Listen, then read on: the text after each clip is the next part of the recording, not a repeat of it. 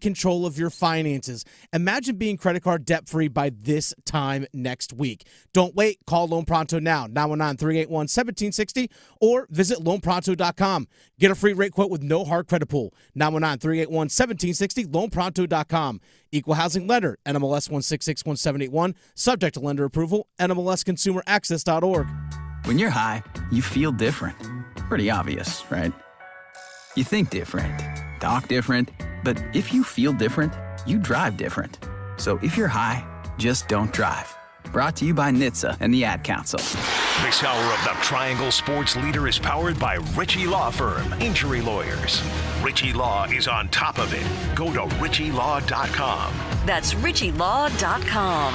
They score! WCMC-FM HD1 Holly Springs. You're listening to The Adam Gold Show on the North Carolina Sports Network. Up top, Cooper Flagg. He's been the story all season long. Goes to the deck, keeps the dribble alive. In on Sears, spins, goes up. Good night! Cooper Flagg takes the lead to 18 with just over 3 minutes to go.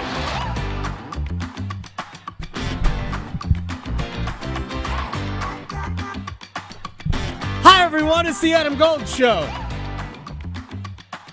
Put everything where it needs to be. If you are watching on YouTube, hi. Hi, Victoria. You're here. I am. I'm You're back. back. I missed all of one show. Mm-hmm. You can always watch the show on YouTube, even when I'm not here. Even when I'm not here, like if you want, you can watch old shows on YouTube. They're there. Maybe you missed Thursday's show and like, hey, what did Gold think of Thursday? I don't really care. But you might. So it's all available for you. YouTube.com/Adam Gold Show or /999 The Fan. And we are here all day. We're going to do a mailbag segment today. Okay. So that will come at about 2:15. We're going to try that. Now, I know we have one-timers that a lot of times you pull questions from the YouTube chat. Every now and again, yes. So let's save those for the mailbag segment. My timeline it's already a wasteland. That's fine. So if you want to tweet me a question at @agoldfan or at _the_Ictoria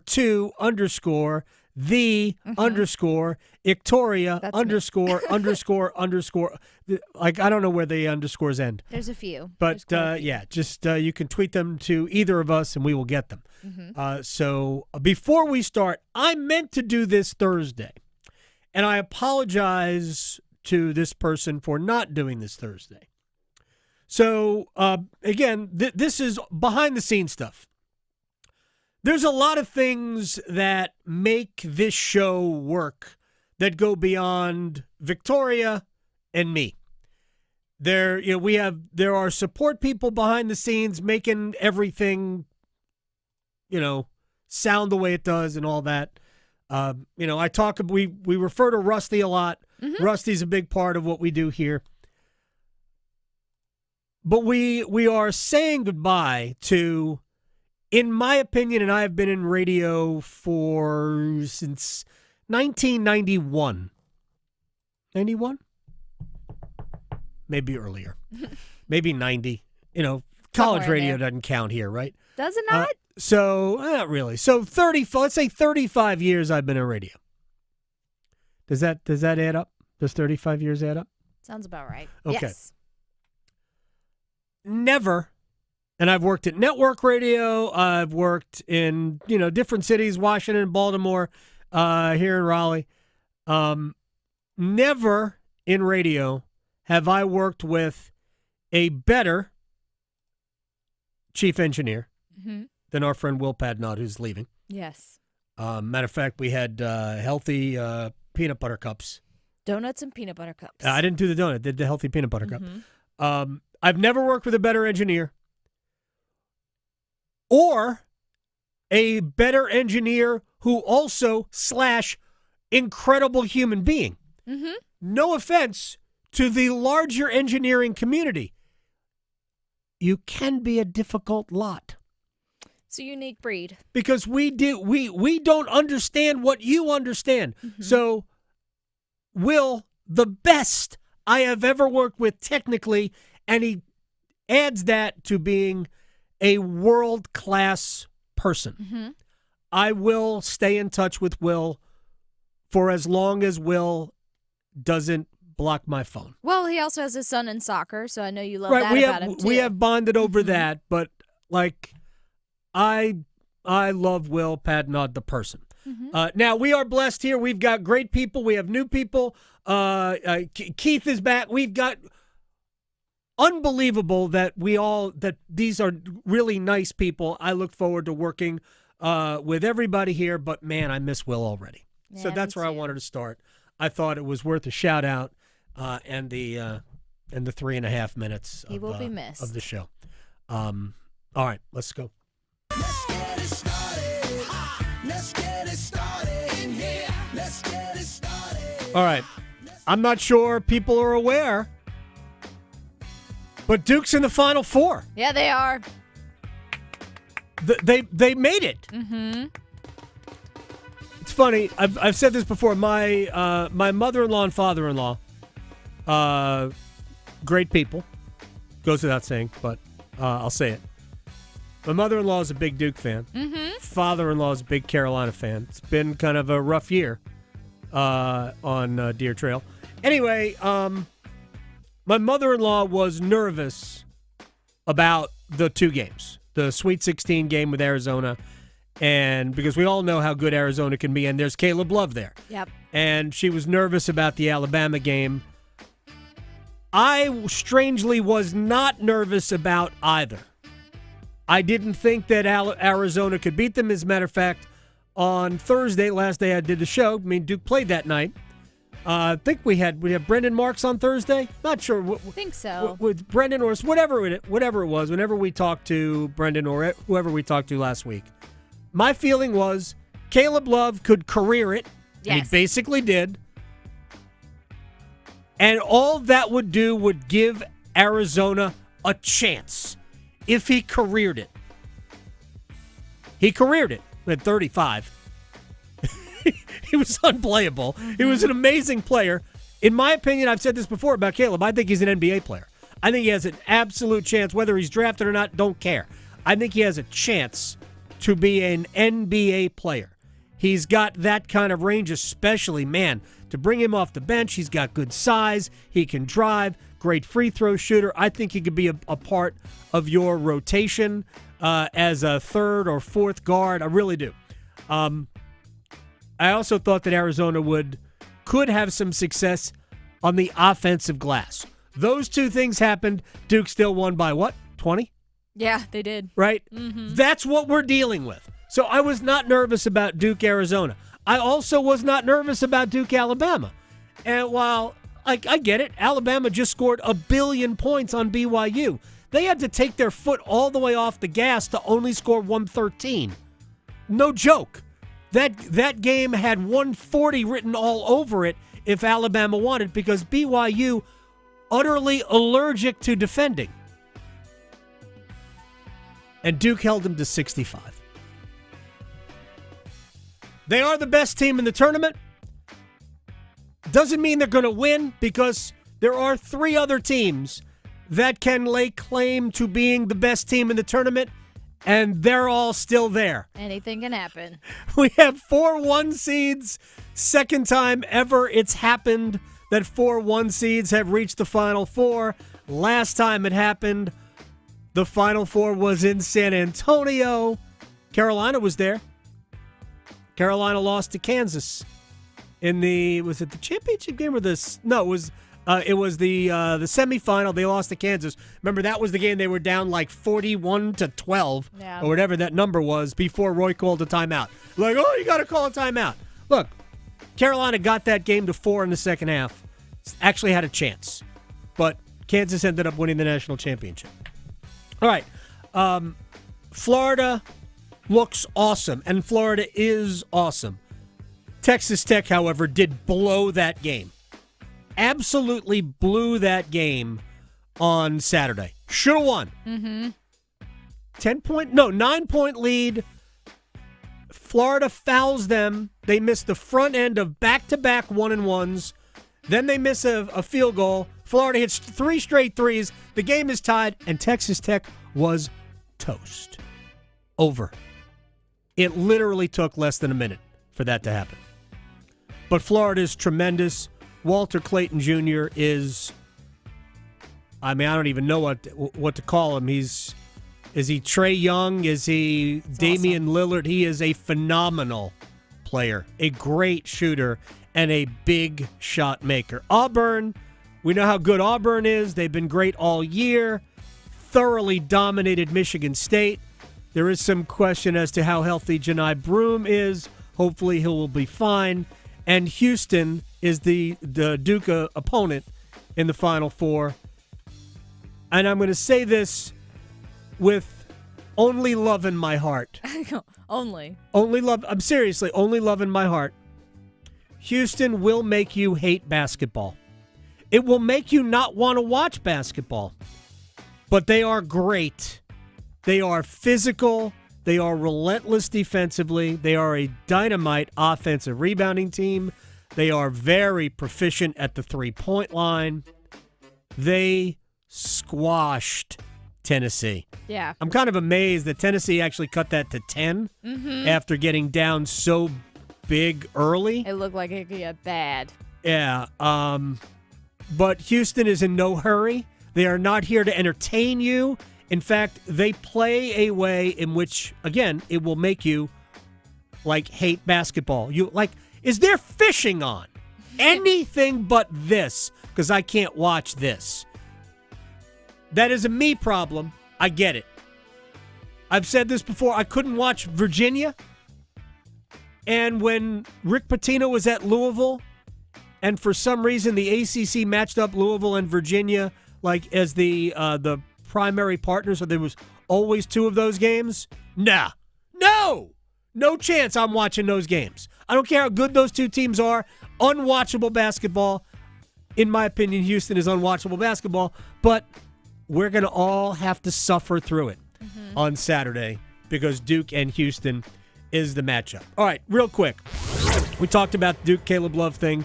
That was a fun basketball game to watch. To watch Caleb Love go off was tremendous. And then what Duke did to Alabama defensively, because Alabama, remember, they had just scored 113 against BYU. They were 25 of 51, something like that, from three-point range. It's crazy. 25 three-pointers. Are you nuts? They held Mark Sears, who had 34 in that game. They held him to 6 points on 2 for 12 shooting and 5 turnovers. I actually think the biggest stat there is that Mark Sears only attempted 12 shots. It doesn't that he went 2 for 12, is that he only attempted 12. Here's Shire on how they shut down Sears. Sears is one of the best players, obviously one of the best pick and roll players as well. And we have a luxury to have a guy with Kaman, where he can really play different coverages. We have a 7-2 guy switching on to one of the best guards in the country, and he's doing a pretty good job moving his feet. Same thing, we had him in a deep drop as well because just trying to protect our paint more and have our guards really fight over. And then, Sherelle came in, hit 2 threes. So we had to change that. But I think it's a credit to our guys for not getting spooked by the 25 threes because it can spook you where you're so spread. But obviously where you still have to contest because they can go like that. Yeah. Alabama's got a lot of different guys that can beat you. And according to the website Bart Torvik, I use Bart Torvik a lot. Great, statistical basketball website. It's more predictive, but it gives you a lot of stats. It was the 5th best adjusted defensive performance of the season for Duke. Pitt, Seattle, this was back in November. Arizona, first time they met Arizona, out in Arizona, and Wofford were the other 4 games that were better. But keep in mind, this is an Alabama team that is one of the best offensive teams in the country. and a team that had just scored 113. Mm-hmm. So, yeah, Duke's defense was on a different planet in this game. Offensively, Duke was good, really good. Actually, it was a very good offensive game for Duke. It wasn't a good offensive game for Cooper Flagg. And that is the difference between this Duke team and everybody else. No joke. Duke has, I mean, who knows? You can't even, I guess you can quantify it.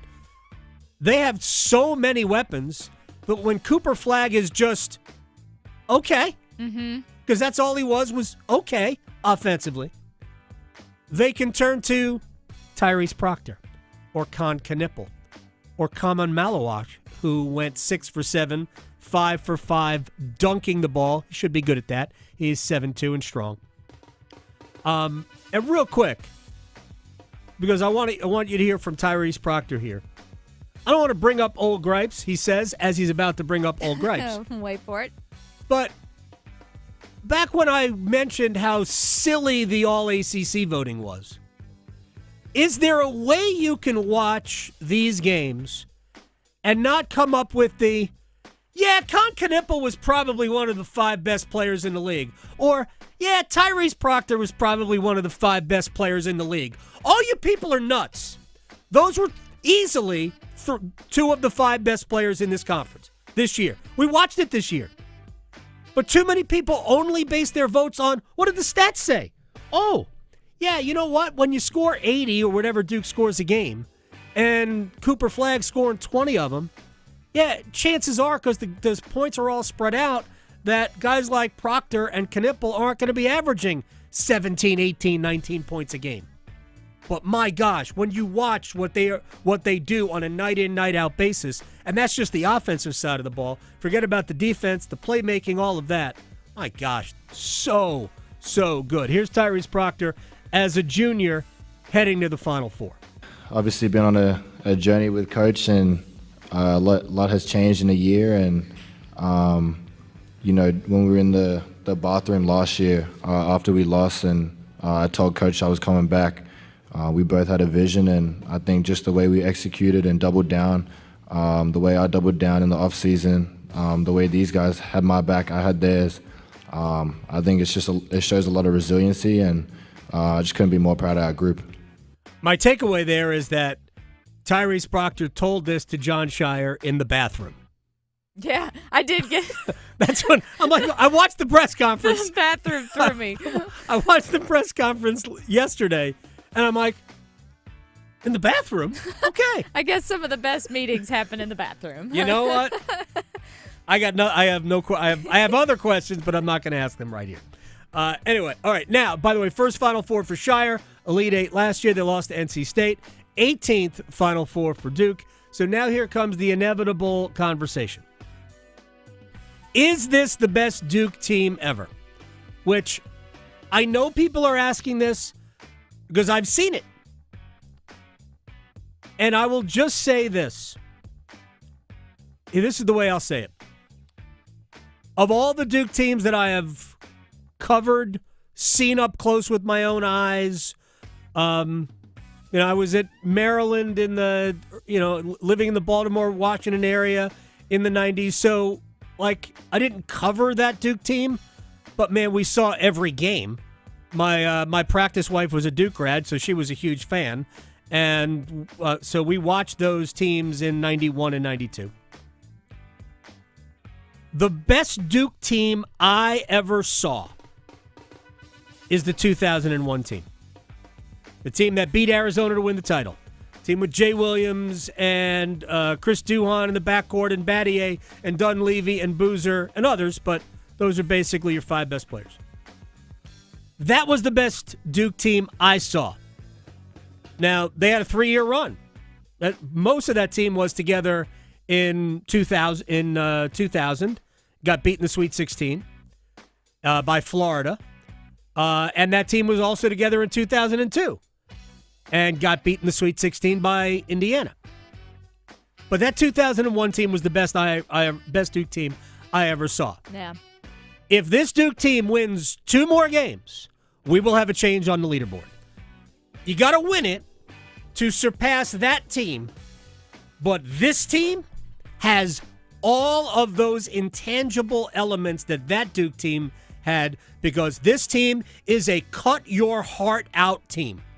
Slowly. They are taking no prisoners. It's why I believed, and I still do, this is more gripes, that John Shire was the coach of the year in the ACC, because he didn't allow this team. Look, they're super talented. They've got probably 4 first-round NBA draft picks right now on the team. For sure. Like, if the draft were held today, they'd have 4 first-round picks. 3 in the lottery, more than likely. Isaiah Evans, I think, would be a second, last third of the first round type of a draft pick. But John Shire didn't let them rest on their talent.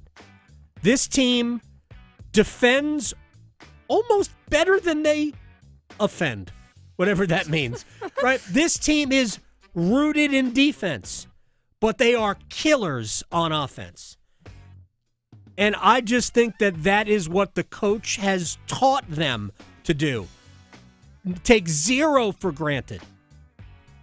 Which is why I thought those games with North Carolina were going to be a problem, because they're not going to relax or allow, I'm not saying it's a silly thing, but the rivalry to get in their way. They have a mission every game to play to a standard, and I thought that was Coach of the Year material. Mm-hmm. Anyway, we'll get to the big picture about Duke in a little bit. Let me move on. One quick thing about NC State. They hired 2 assistants. Will Wade is bringing with him from McNeese and LSU and VCU Brandon Chambers. He's an assistant coach. He's a defensive mind. And Adam Howard, who spent the last 3 years at Nebraska, he's kind of like their offensive guy. So those are the 2 coaches that have joined Will Wade's staff at NC State. We have to see a whole bunch of stuff about the transfer portal. That'll be big. It's going to be big for everybody, but it's going to be big for Will Wade's first year at State, because they're probably going to have to rebuild a lot through the portal. Carolina's got some things to do in the portal as well. They all do, but probably more important for NC State than anybody else. All right, real quick to the Canes and the Islanders last night. So Aho and Jarvis have a thing going. You could say that. First of all, shorthanded, it's crazy. Jarvis scored his 5th shorthanded goal last night. Look, it's easy for Aho. They're shorthanded. Oh, I've got the puck. Where's 24? He'll probably score. 5 shorthanded goals. Aho's got, I think, 3. And got 31 career shorthanded points, Sebastian Aho does. But Aho found Jarvis for 2 goals last night. For my money, they were the 2 best forwards in the entire game. And Jacob Slavin was the best player in the game last night. But they win at 6-4 last night. It was a minor league goalie show. Neither team got good goaltending. We're going to have a conversation about Pyotr Kochetkov before we're done here today. But Marcus Hogberg for the Islanders wasn't any better. So it was even. The Hurricanes win it 6-4. Here's Rod Brindamore on his dynamic duo. Well, we've seen it all year, especially on the special teams. It's such a crucial time of the game, and if you can score on it, that's just a backbreaker. So we love it. We love seeing it. It's kind of, there's a little more open ice. There's, obviously the power play guys are not thinking about stopping goals, and so there's some good opportunities, and he's obviously taking advantage of it. Yeah, it also helps that Aho is one of the best two-way centers in the game, and Jarvis is among the best shorthanded forwards in the sport. He is an outstanding defensive player. Somehow, never mind. I'm not going to get into stuff, my little petty arguments. Here's Aho on the chemistry with Seth.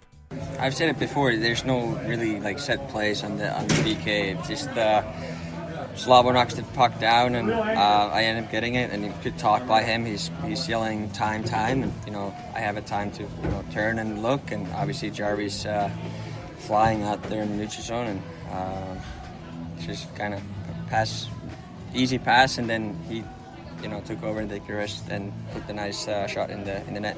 Yeah, easy pass. I caught that too. Yeah, it's just an easy pass. It's no big deal. It was a perfect pass because Jarvis didn't have to slow down. In fact, he actually let him almost a little too much, but Jarvis was able to get it, and then he's in stride, already flying. And again, this was a bad goal. Hogberg can't allow that goal, but we'll take it. Anyway, power play. We'll close up shop on this segment here. Power play has now scored a goal in 4 straight games. Aho had that power play goal. The funny thing is, Carolina went to the power play, I think, either 3 or 4 times last. I think it was 4 times. They scored on the worst of the 4 power plays. The other 3 were actually, I thought, pretty good. They really did generate some good chances. So I think they're starting to look better on the power play, and I think Taylor Hall has made a huge difference there. All the goals he's been scoring notwithstanding. But the one that I liked the least was the one they scored on, but hey, that's hockey. All right, when we come back, Brian Geisinger on Duke's defense, which he did do a complete breakdown on the Substack, Split the Action. Brian Geisinger next. Chapel Hill to Charlotte, Greenville to Greensboro. Your sports, his state. The Adam Gold Show on the North Carolina Sports Network. We're in the middle of the madness. It came to Maluach to throw it down. From the first 4 to the national championship. Good night! Cooper Flag takes the lead to 18. All the hoops action will be heard here. For the Blue Devils, the Final Four is calling yet again. The road to San Antonio is driven by Bailey's Fine Jewelry, Fairway Green, and First Horizon Bank. 99.9 The Fan, the Triangle Sports leader. Progressive knows when you own a boat or RV, it's like you're automatically on vacation, even if you're actually a marriage counselor in the middle of couples therapy. But in your mind, you're camping in Acadia, puttering around Frenchman Bay. Your boat and RV are both protected. You're lobster drenched in butter and... Uh-oh, did your clients just notice you weren't listening? Quick, do the thing where you just repeat back exactly what they said, but as a question. They bought it. Now back to Maine, earning an automatic discount bundling your boat or RV with your home or auto. Progressive Casualty Insurance Company affiliates and other insurers. Not available in all states or situations. See if you're a winner every night. Watch live lottery drawings on WRAL TV's 11 o'clock news. That's right, Carolina Pick 3, Carolina Pick 4, and Carolina Cash 5 numbers every night on WRAL TV's 11 o'clock news. See if you're a winner before you go off to bed. Get your lottery numbers live every night. North Carolina Education Lottery. Only on WRAL TV's 11 o'clock news. Are you suffering from chronic joint pain or just struggling with daily activities because of discomfort in your knees, back, or other parts of your body? Well, I've got great news. It's called DaVita Med Spa and Wellness, a solution that can help you get back to feeling like yourself again without the risks of invasive surgery or long-term prescription drug use. DaVita Med Spa and Wellness is a regenerative medicine clinic. Their innovative treatment options address the root cause of your pain to promote healing and prevent re-injury for long-lasting pain relief. If you have arthritis, joint pain, sports injuries, or other conditions, their highly trained medical providers will develop a cutting-edge treatment plan tailored just for you with little to no downtime. DaVita Med Spa and Wellness can get you back to doing the things you love. Call DaVita Med Spa and Wellness today, spelled DVIDA. Call 984-333-1313, 984-333-1313, 984-333-1313. It's bow time. Finally, lunchtime. I'm starving. What's that? This is the Bojangler from Bojangles. Ooh, with the same bold flavor as their chicken? The same. And fries. The same. Huh. Well, I've got a PB&J. Yeah, that's not the same. A crispy fish fillet dusted in Bo's famous seasoning. With cheese and tartar sauce on a fluffy bun, the Bojangler's back. Hook one while you can. It's bow time.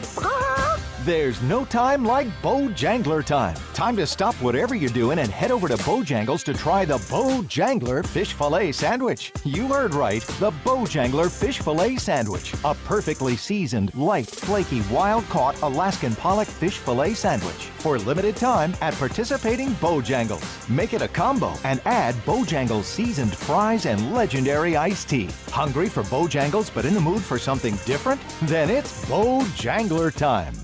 Oh, could this vintage store be any cuter? Right? And the best part? They accept Discover. Accept Discover? In a little place like this?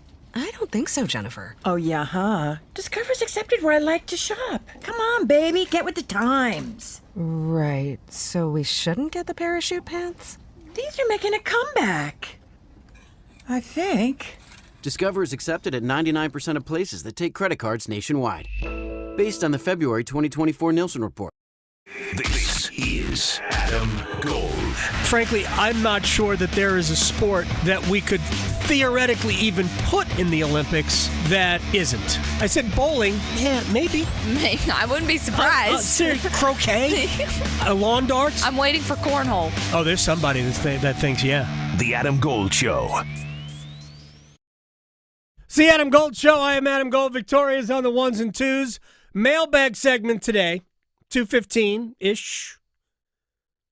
And so you can tweet us your questions. Doesn't make a difference what the topic is. I don't care.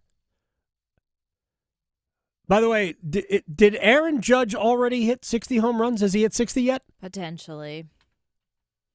Did you see it? I think it was Friday because everything felt like the weekend, like even on Friday because I wasn't here.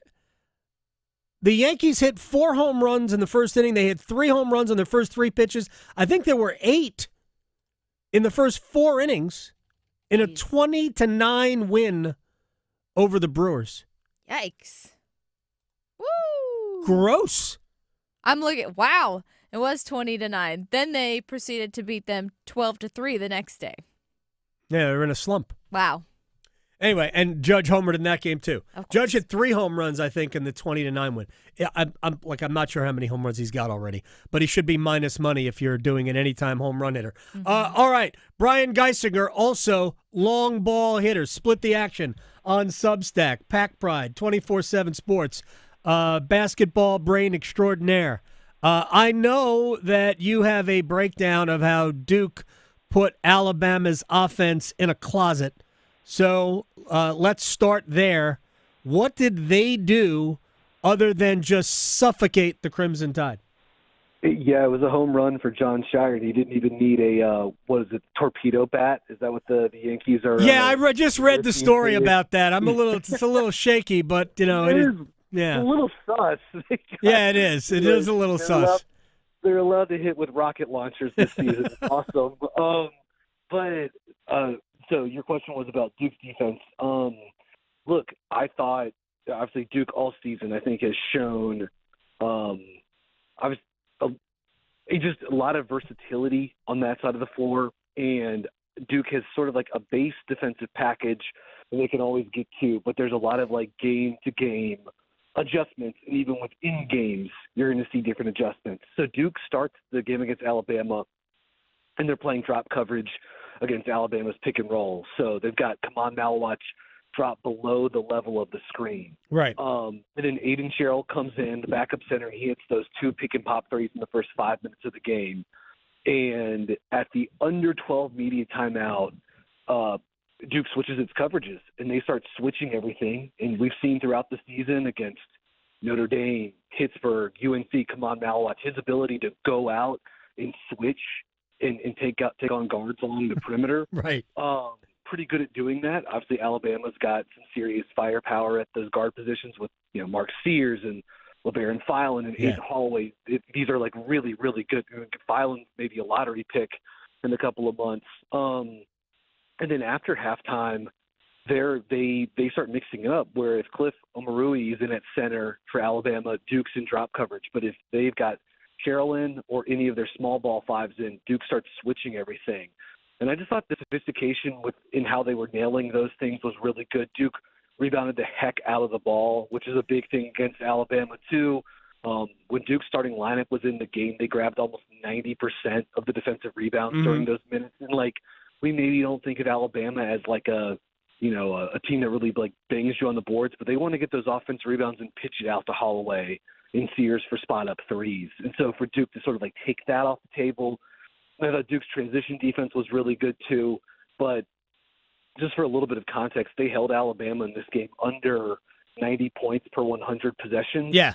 Nate Oates has coached over 200 games at Alabama. That's just the 18th time he's been held underneath that number, one of his teams at Alabama. It's only the second time this season, too. So I don't know. I mean, Duke's had a lot of big defensive performances this season. To me, that was, they got it when they needed it.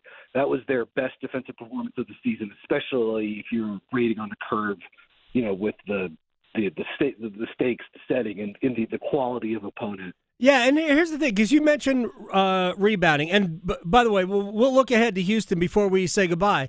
And that is going to be, I think, John Shire will spend all week talking about Houston's ability to get on the offensive glass. I think they're the best team in the country at getting to the offensive glass. It's almost 40% of their misses. Carolina, Duke Carolina for years, at the height of these two programs, Carolina was always one of, if not the best offensive rebounding teams in the country. Duke has to be prepared for that.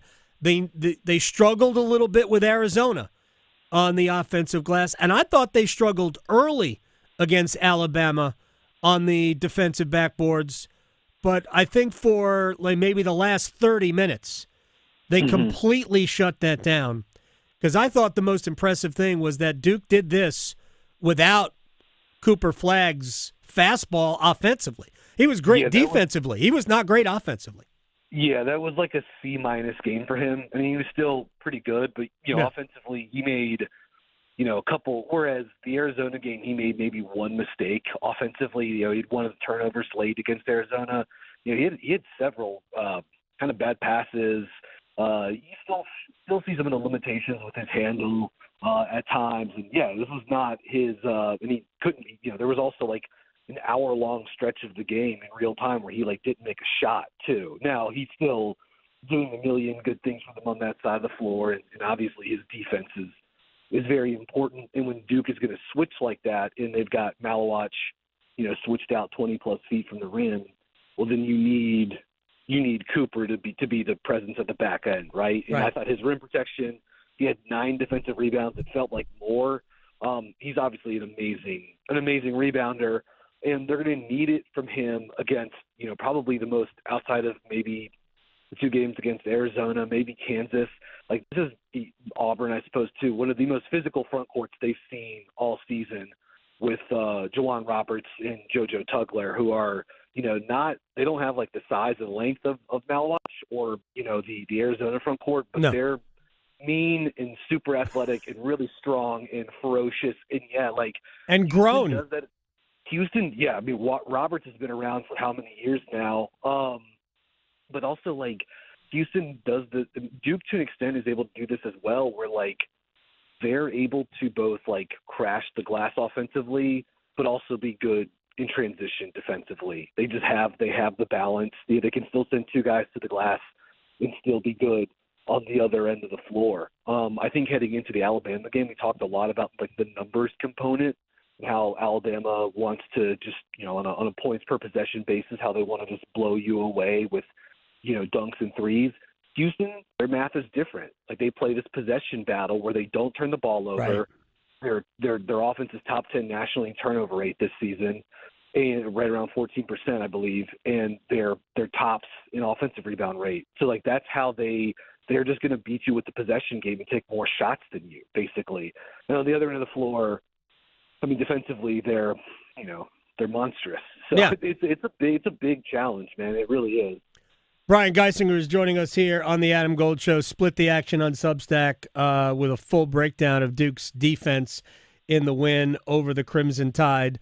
On the offensive side, when you didn't have, Cooper Flagg with his best stuff, and I've said this before when I'm talking to other people about it, this is the thing that impresses me the most about Duke offensively, is that if they have a handful of guys that aren't playing well, they have a handful of other guys that just pick them up. So, in the game again, was it Arizona? Tyrese Proctor didn't shoot well against Arizona. All right, so Sion James and Mason Gillis are knocking down threes.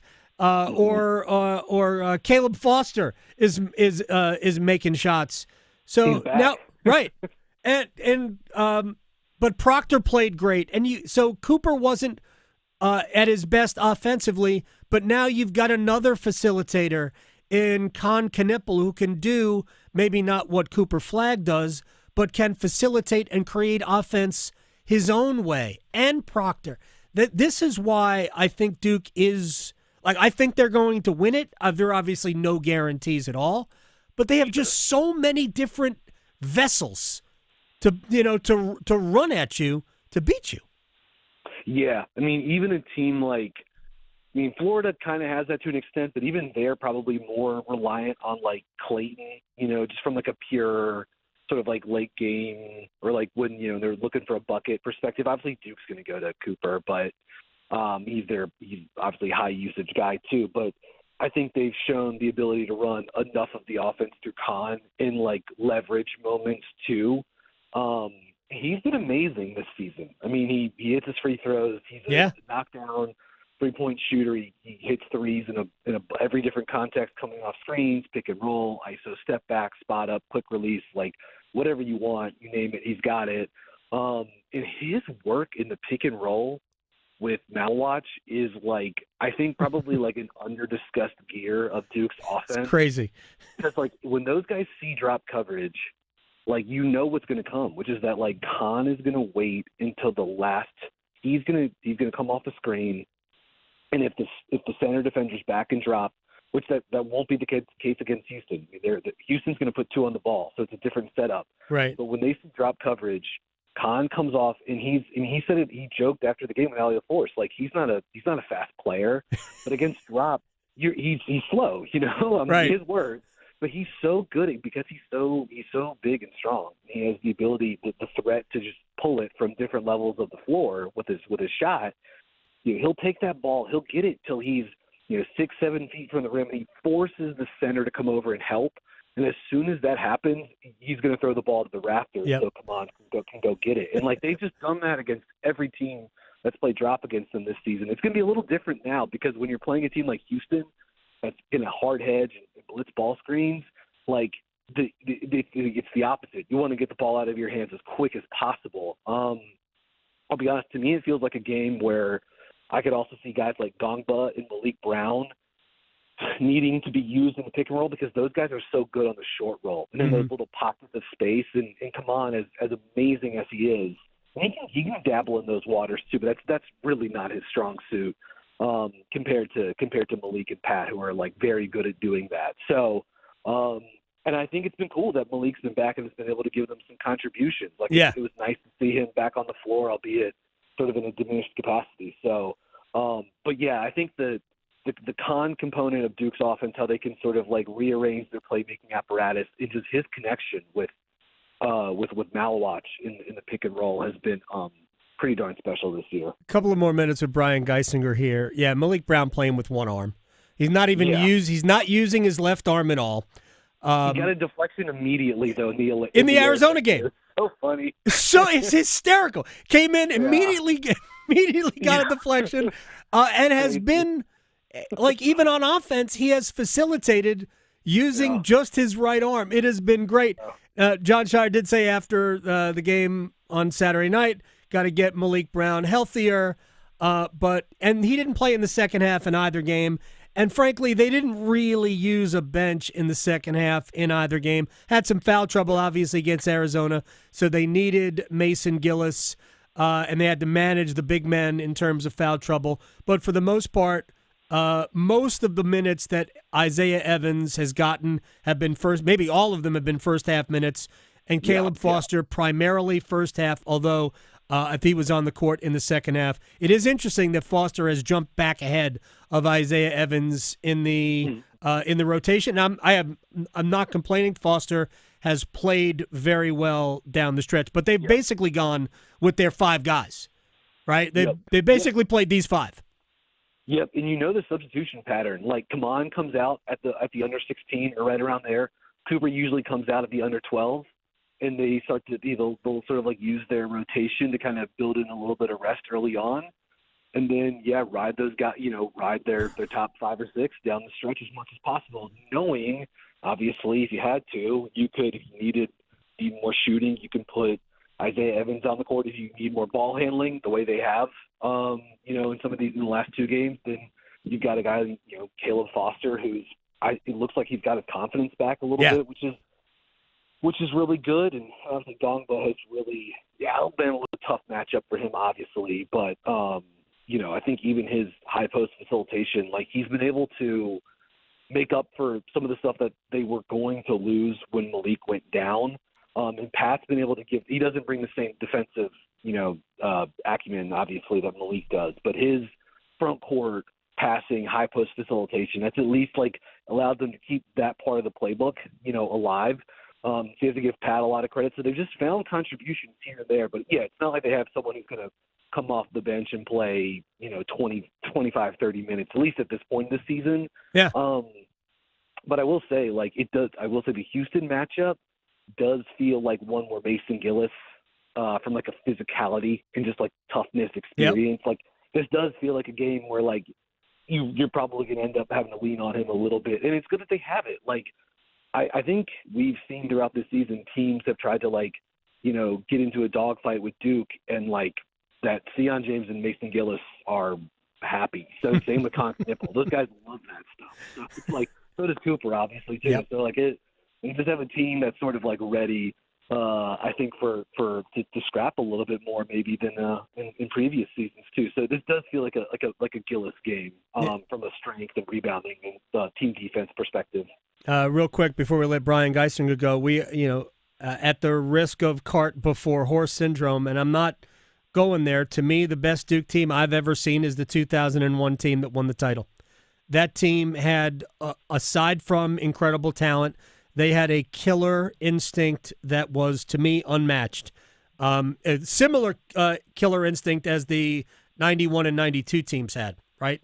But that team, the 01 team, was more talented than that, the 91 and 92 teams. And I say that knowing that Grant Hill was on that team and Christian Laettner and Bobby Hurley. But 2001 had a different level of pro talent. This team would surpass 2001 in my eyes if they won it. And they have an ability to elevate their play, and it's not about who they play, it's about that they're playing. And I think that is the most impressive thing that I have seen about this team. It should be a blast to watch. Do you make predictions? When forced to, I can predict, though I'm such like a process over results guy that it's not necessarily my forte, but I'm happy to do it if need be. You don't have to, but I think Duke will win it. But man, there are 4 teams here that can all absolutely lay claim to be the best team in the country. So, if I had to, I would say Duke over Houston, Florida over Auburn, and that's our national title game. Next Monday. Duke Florida could be a good game. Yeah, I would say so. Yeah, might be a good game. Brian Geisinger, split the action on Substack. Get it. My friend, I will talk to you later. Yeah, take care, guys. You got it. Brian Geisinger. We'll talk to him on Monday to preview Duke, Florida in the national championship game. We'll come back. We've got one-timers next. Questioning goalie interference calls since day one. The Adam Gold Show on the North Carolina Sports Network. Adam Gold here from my friends at FanDuel, America's #1 sports book and the very best place to bet on sports because we have a loaded sports calendar coming up. We're less than a week away from that tournament in Georgia, the NCAA tournament. And we've got Major League Baseball in full swing. So whether you're into any of these sports or others, Dinger Tuesdays, Hump Day parlays, golf profit boost tokens are there galore for you. So, new customers, $5 bet gets you $200 in bonus bets. FanDuel.com/AGS. Make every moment more. FanDuel.com/AGS. Have a good time. 21 and over and present in North Carolina. First online real money wager only. $5 first deposit required. Bonuses issued as non-withdrawable bonus bets, which expire 7 days after receipt. Restrictions apply. See terms at sportsbook.fanduel.com. Gambling problem? Call 877-718-5543 or visit morethanagame.nc.gov. Every day, people battling addiction suffer in silence. Because of stigma, they fear judgment. They fear being labeled, and too often, they don't get the help they need. But you can help change that. Join the Governor's Institute and be a superhero in the overdose battle campaign. Learn how to break the stigma, support those in need, and save lives. Visit governorsinstitute.org/superhero to get involved. Be a hero, fight stigma, save a life. This April, join North Carolina Realtors in celebrating Fair Housing Month. Fair housing means everyone deserves a place to call home, regardless of race, color, national origin, religion, sex, or disability. NC Realtors are committed to fair housing for all North Carolinians and ensuring that everyone has access to safe and affordable housing. Let's work together to create communities where everyone can thrive. Visit ncrealtors.org to learn more about fair housing. Paid for by NC Realtors. It's okay not to be okay. Feelings of loneliness, anger, and worry are completely normal, and you're not alone. If you need help coping, call, text, or chat the free 988 Suicide and Crisis Lifeline. Someone is always there to talk, day or night. Together, we will find the care that works for you. Just call, text, or chat 988 anytime to talk to a trained counselor who will listen, provide support, and connect you to other resources that can help. Let's get through it together. Brought to you by the North Carolina Department of Health and Human Services. Going to college gives you more career options. You could say it pays for itself, but it might not feel that way in the short term, especially when tuitions do. That's where the FAFSA comes in. The FAFSA is the free application for federal student aid. It's your gateway to money for college. Whether you're seeking scholarships, grants, work-study programs, or loans, it all starts with the FAFSA. So how about it? Make a plan for college and find everything you need for the FAFSA at cfnc.org. For 70 years, PBS North Carolina has been a part of your life, teaching, inspiring, and entertaining you. From learning French cooking with Julia to uncovering history with Henry Louis Gates Jr., we've shared countless memories. Together, we've celebrated every moment, and it's all thanks to you, the people of North Carolina. Your support has made it possible for us to keep bringing you the best programming on TV and beyond. Celebrate with us when you watch new programming on PBS NC or stream anytime on the free PBS app. Learn more about PBS North Carolina at pbsnc.org. The Body Armor State Games are coming to Greensboro this June. Registration is open to athletes of all ages and skill levels in 20 different sports. The Body Armor State Games feature 11,000 athletes and 600 teams. Don't miss out on North Carolina's largest sports festival of the year. Visit bodyarmorstategames.org today. That's bodyarmorstategames.org. The Body Armor State Games are proud to partner with Truist, Lowe's Foods, and Blue Cross and Blue Shield of North Carolina. This is Adam Gold. 80-second mark, I scream in the booth. I screamed in the booth. Why the heck is he still on the ice? Did you say it in Finnish? I should have. Yes. No, he wouldn't. He curses in English. He does. All right, 2 seconds later, he scored. Yes. And I went, oh, that's why. That's what. The Adam Gold Show.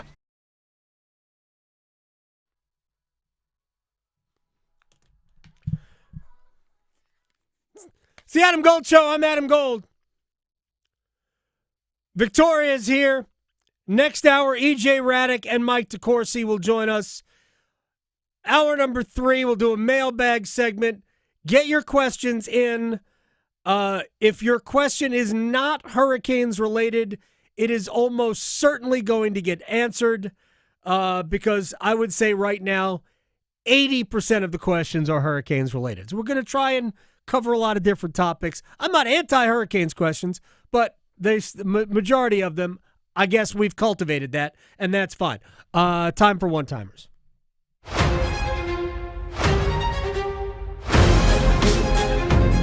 Alrighty, so let's let's start with the non-Carolina Hurricanes one.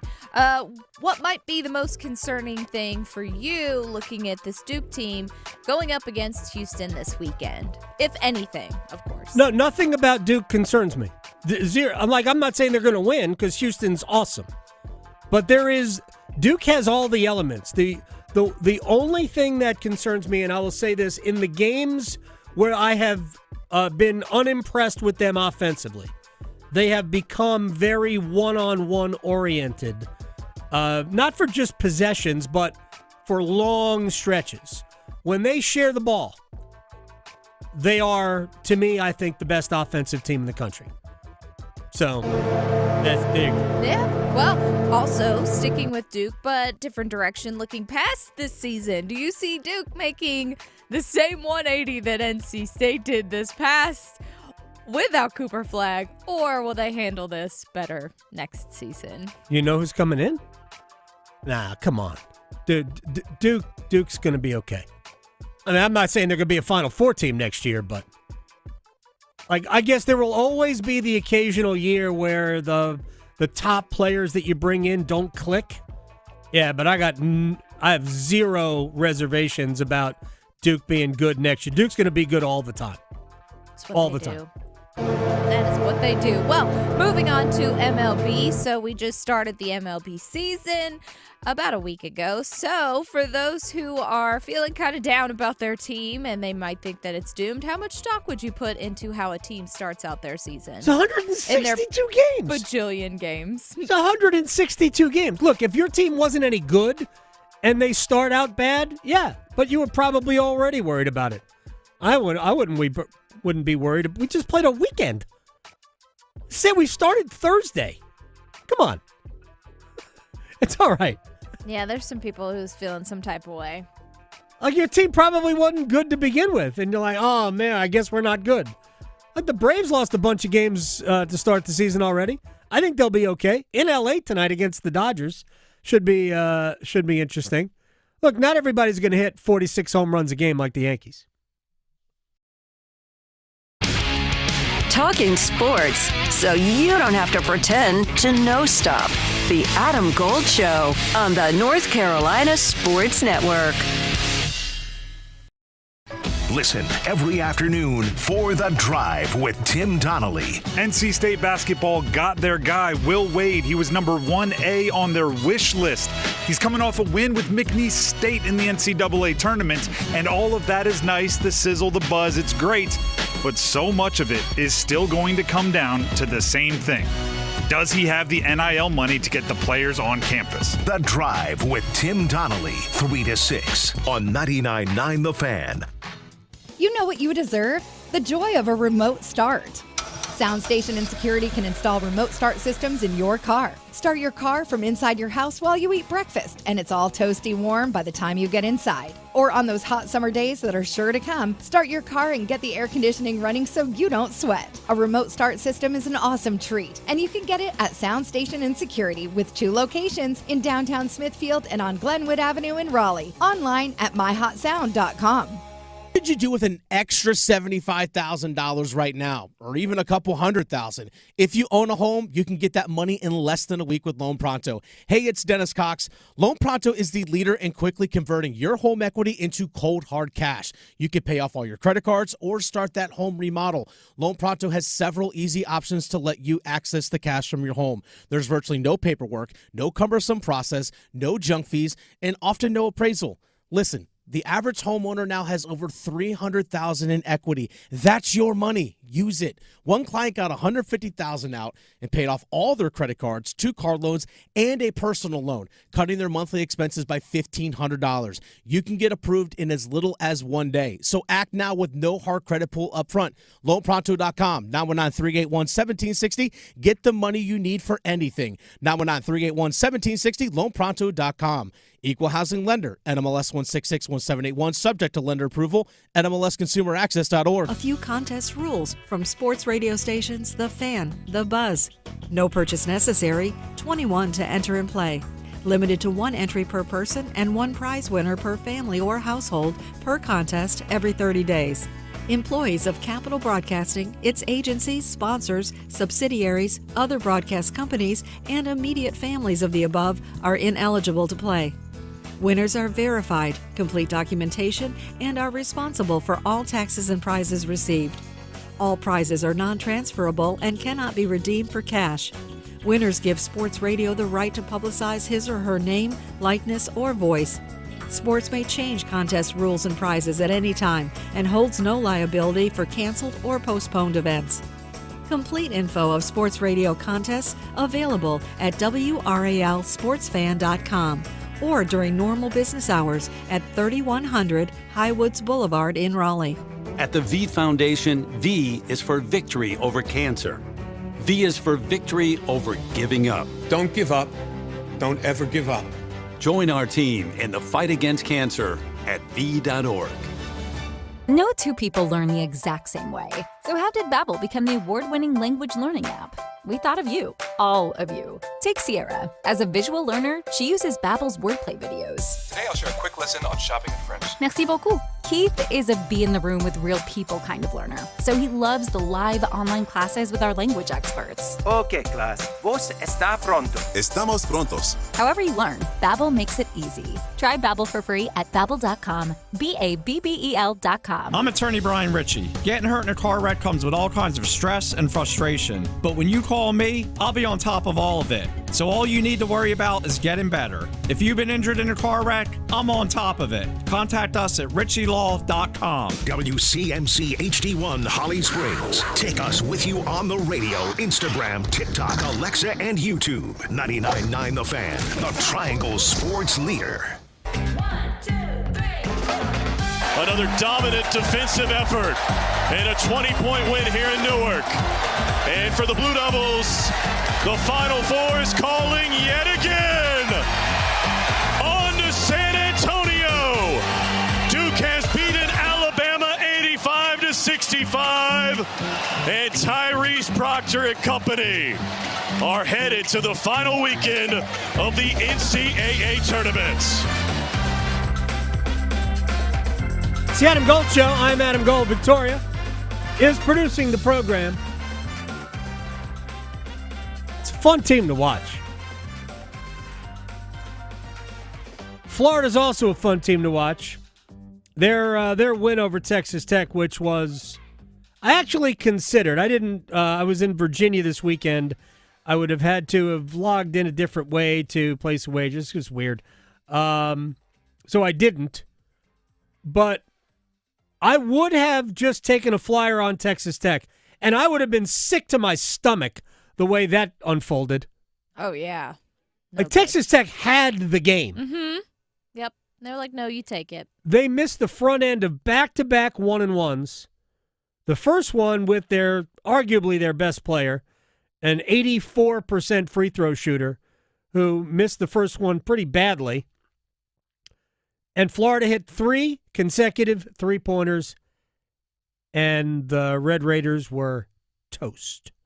Absolute toast. But Florida's so good. Clayton is so good. Total pro. Total pro. Because he's a big shot maker. He's not just a shooter. He is a great shooter, but he is a shot maker. And he's not too small. A 6'3", you can be a scoring point guard in the league at 6'3". He is a dynamite player. You can't ask for a better Final Four. Oh, I know. Cinderella. We're Cinderella. We're Cinderella. Whatever. No, these are still fun games. We don't need Cinderella in the Final Four. It's fun. I don't mind it. I'd prefer not, but I don't mind it. Man, you can't hate when teams who deserve to be there, are legit good, are there. It's always fun. It's fun. It's going to be 2 fantastic basketball games. Mm-hmm. 2 fantastic games. And I may or may not have all 4 in my bracket right now. Oh, do you? Okay, I think I have 2. Of Florida and Duke, because I have Florida and Duke meeting in the final. Yeah. And I had Tennessee beating. Did I have Tennessee? I think I have Tennessee. I had Tennessee beating Houston. Again, sometimes our own personal biases take over. Yeah. And frankly, I think Houston is unwatchable. Yeah, I get it. If there was a way where I could only watch Duke play, Saturday, that'd be good. I would choose that. Yeah. Yeah, not so late. But I can't now. Random 8:49 time. Yeah, but Duke was always going to be the second game here. But, we can't block out the opponent for Duke. You have to watch both. And I'm not surprised Auburn is there, but I did pick Michigan State to win that game. Auburn is also amazing, and it wouldn't be a total shock to see an Auburn-Duke rematch. I mean, any combination of these four teams, is going to be you will be talking about two of the best teams in the country. Not even, I think every predictive metric has these as the best four teams. Mm-hmm. So there's no outlier here. These are great. All four number one seeds. All right. A couple of things we haven't done yet. Gotten to. I want to clear up some of these as we take two. And EJ Hradek from NHL Network is going to join us in a little bit more than 10 minutes. Stanford had just fired their coach, right? Troy Taylor was fired for being a bad person. I mean, no other way of putting it. He's like everybody has one. I shouldn't say everybody. Some of us have a person in the office who's just a jackass, mean, inappropriate, vulgar, whatever, and that person should be fired. And Troy Taylor was fired. So Stanford hired for one season, because honestly, it's April, almost. Tomorrow's April. You know who they hired, Victoria? Who's that? Frank Reich. Oh boy. Look, Frank Reich was a good coach with the Colts. He was a really good assistant with Philadelphia. Yeah. And seems like a nice man. I think, A, Frank Reich is a nice man. B, I think Frank Reich is a good coach. That whole coaching attempt, the staff, all different ideas, was a terrible idea, and Frank Reich ultimately paid the price for it. So he's being hired as an interim coach for a year. Hey, I ain't saying that if it goes well, that Andrew Luck, who was making the decisions, it's sort of set up like an NFL situation in Stanford where Andrew Luck, Stanford legend, fired Troy Taylor. Like most GMs in college, the GMs worked for the coach. Michael Lombardi at Carolina works for Bill Belichick. Rachel Baker, the GM of Duke basketball, works for John Shire. So Rachel Baker ain't coming in saying, John, you know what? It ain't working out. You got to go. But Andrew Luck did that. I find that fascinating. Anyway, Frank Reich was hired. They're going to ban the tush push. Yeah. There are, I don't know if there are definitely enough votes to ban the tush push, but I think they're going to ban it. Might happen. Here's what I have said steadfastly about this. I think they are banning it for the wrong reason. Miss me with player safety. Right? I don't think it's about player safety. I think it's nobody does it like the Eagles do it. It is a mindset. It is the Eagles play. And I think teams are voting to ban it because they don't do it as well and they can't stop it. And therefore, they're going to ban it. I think that's the wrong reason to ban it. And I don't think it should be banned. As I've said before, all they have to do is allow players to be pulled. Because right now, unless I am sorely mistaken, and I don't think I am, you can't pull a player into the end zone, but you can push a player into the end zone, and I frankly can't see the difference. So what they should do is simply say, you can be pulled into the end zone too, and then I will have zero problem with the tush push. But they are going to ban it, and I am blown away by What would that. they call a pull? We got the tush push. You couldn't call it a tush pull. I don't know. I have to come up with that. I have to come up with that. I don't know. Yeah. Shoulder pull. A I don't know. back jack. I don't know. We'll have to think about it. I think there's a joke in there somewhere, and I'm not sure that was appropriate for family radio. Anyway, yeah, I'm kind of surprised that they're voting to ban it, but it looks like they're going to do that. Anyway, so the Steelers, Mike Tomlin is comfortable, he says, with Mason Rudolph as a starting quarterback. You lie. Sorry. Yeah. I don't believe you. No. Mike. No, if people could see our faces. I do not believe you. Nope. So they haven't reached an agreement with Aaron Rodgers yet. But Rodgers, apparently, according to what I've read, threw over the weekend to DK Metcalf, who just happens to be a wide receiver with the Pittsburgh Steelers now. So, yeah. So it appears to be an inevitability that Rodgers will become the next Steelers quarterback. And, I love Mike Tomlin. I wish them the best. I want to see the Steelers win. I do. I'm not a Steelers fan, but I appreciate and respect how the Steelers do business. Man, I don't think Rodgers is the answer. No. But he's more of an answer than Mason Rudolph. Yes.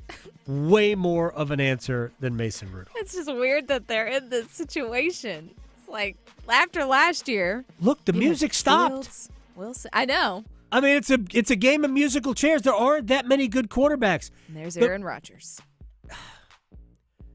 Heck, at this rate, with the fact that there aren't a lot of good quarterbacks available, man, Rodgers just going to look better. Yeah. But he ain't good. He's going to give you. He'll give the Steelers. This is what I observed in the games I watched with the Jets last year. And yeah, the Jets had problems protecting the quarterback. So did Pittsburgh. That I felt like there were moments in games where Rodgers looked like the old Aaron Rodgers. There were. He had, oh man, what a throw. And then 2 plays later, you went, is that the same guy? It's just not always there, which is understandable. He's 80. Yeah. Just like I know people wanted to believe that Tom Brady was the same quarterback in Tampa that he was in New England. No, he wasn't. He wasn't the same. And all you needed to know, that Tampa Bay team was loaded. The Patriots teams at the end were terrible. Mm-hmm. Brady did his best just to keep them in the playoffs, and the fact is that the division was bad too. Yeah. Yeah, the Bucs are still probably trying to pay off that year with Brady. They are. Yeah, they put it all on a credit card. Yeah. All right, when we come back, EJ Hradek, NHL Network, on the East playoff race. Somehow the Rangers can't lose enough to not be right there. And a little bit about the Canes and the West. Next. Chapel Hill to Charlotte, Greenville to Greensboro. Your sports, his state. The Adam Gold Show on the North Carolina Sports Network. Listen every afternoon for The Drive with Tim Donnelly. NC State basketball got their guy, Will Wade. He was number 1A on their wish list. He's coming off a win with McNeese State in the NCAA tournament, and all of that is nice, the sizzle, the buzz, it's great. But so much of it is still going to come down to the same thing. Does he have the NIL money to get the players on campus? The Drive with Tim Donnelly, 3 to 6 on 99.9 The Fan. Hey, it's Adam Gold from my friends at FanDuel, America's #1 sports book, the best place to make sports even better than they already are. And this is a loaded week. Baseball tonight, also women's basketball tonight. Tomorrow, Dinger Tuesday. We got Hump Day parlays, golf, profit boost tokens over the weekend. And right now, Freddie Freeman plus 470 to homer for the Dodgers against his old friends, the Atlanta Braves. And right now, new customers can get $200 in bonus bets with any winning $5 bet. FanDuel.com/AdamGold. FanDuel.com/AdamGold, and enjoy sports even more. 21 and over and present in North Carolina. First online real money wager only. $5 first deposit required. Bonuses issued as non-withdrawable bonus bets, which expire 7 days after receipt. Restrictions apply. See terms at sportsbook.fanduel.com. Gambling problem? Call 877-718-5543 or visit morethanagame.nc.gov. You know that feeling? That confident, swaggerific feeling that says, look at me, world, I know stuff. Own that feeling with PlaySmart, a fun new go-to resource from the North Carolina Education Lottery. With PlaySmart, get to know the odds, learn tips, set limits and budgets, and make the most of your play. Awesome feeling, right? Right. Play smart, the way smart players play. Visit ncplaysmart.com. Must be 18 to play. Problem gambling helpline 877-718-5543. Oh, could this vintage store be any cuter? Right? And the best part? They accept Discover. Accept Discover? In a little place like this? I don't think so, Jennifer. Oh, yeah, huh? Discover's accepted where I like to shop. Come on, baby, get with the times. Right, so we shouldn't get the parachute pants? These are making a comeback. I think. Discover is accepted at 99% of places that take credit cards nationwide. Based on the February 2024 Nielsen report. Prescriptions require an online consultation with a healthcare provider who will determine if appropriate. Restrictions apply. See website for details and important safety information. Price varies based on product and subscription plan. Hey guys, let's talk ED because millions of men experience it. But not everyone can access or afford treatments like Viagra. Hims can help. Through Hims.com, you can access a full range of treatment options for ED through a 100% online process. To start your free online visit and save up to 95%, go to Hims.com/joy. HIMS.com/JOY. Time is running out, folks. I need you to go to CaniacsBike.com. Dennis Cox here for the Law Tigers. The Carolina Hurricanes, Law Tigers, Tobacco Road, Harley-Davidson, and Shiny Side Paint are all teaming up once again to give one lucky fan a custom Caniacs motorcycle. Simple to enter. Go to CaniacsBike.com. Sign-ups last until April 6th. The bike will be given away on the final home game of the season. CaniacsBike.com. Law Tigers is a network of independent law firms who are members of the American Association of Motorcycle Injury Lawyers. Law Tigers is not a law firm. WREL News at 6 is coverage you can count on. Get the biggest stories of the day and breaking news as it happens. Plus, complete weather coverage of your town. WREL News has everything you need when you need it, including this special report. DMV difficulties. The bones of the structure not changed in at least 2 decades. Now that the guy in charge is on the way out, what's the plan to fix the DMV? This is a deep dive. Tonight at 6. This is Adam Gold. Did you see what Duke is paying the quarterback that they pulled out of the portal from Tulane? Oh, no. Oh, yeah. 2-year deal, $4 million per. Oh, wow. Per. So. Do they want a quarterback named Victoria? The Adam Gold Show.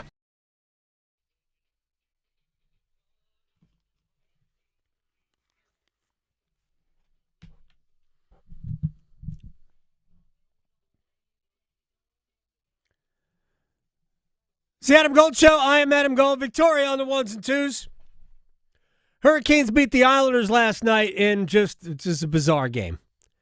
It was a minor league goalie battle between Pyotr Kochetkov and Marcus Hogberg, and I'm sure neither head coach loved that part of it, but it was entertaining, and the Hurricanes won, so it was good for us. EJ Hradek, I don't know how much he was paying attention to that.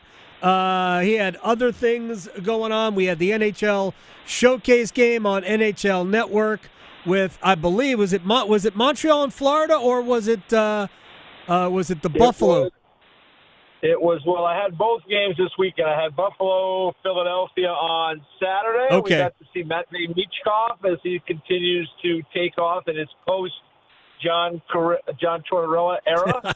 And then I got the Canadians beating up on the Panthers for the third time this year. They play again tomorrow night. They do. We'll get to Montreal here in a second.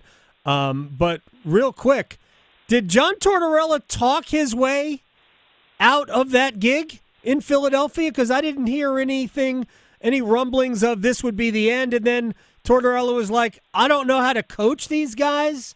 Did he want out? Because it almost seemed like he euthanized himself there. Yeah, I did the Flyers game last weekend as well. They played Chicago, and they didn't play very well. They lost 7-4, I think it was. That was just the game prior to the game against the Leafs, when they also gave up 7 goals, and that proved to be his last game behind the bench. He looked really just pained. At one point, I wanted us to just put together a montage of expression shots behind the bench, because he really looked like he was in physical pain during the game. I don't think he had any answers.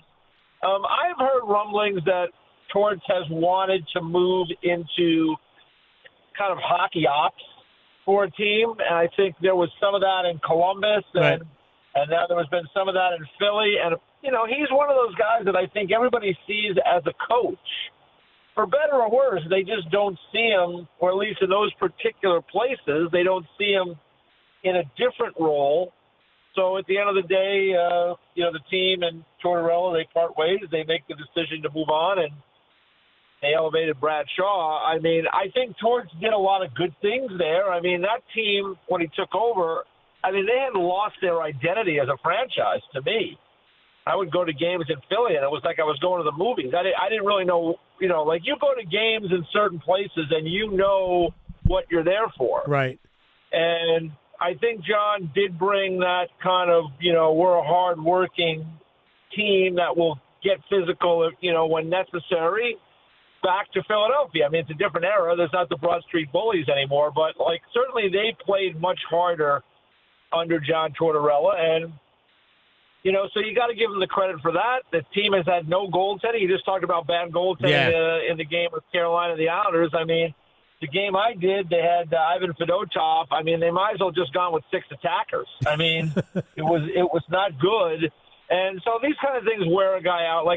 And this is what I'll be curious to see what they do next, Adam, is because, they can talk all they want. They're still rebuilding. This is still not – it's going to take some time. So they have a bunch of draft picks this year. They can beat their chest and say they're going to go into free agency and try to sign players. But the difference makers are not available almost all the time via free agency. So they're going to have to continue to rebuild.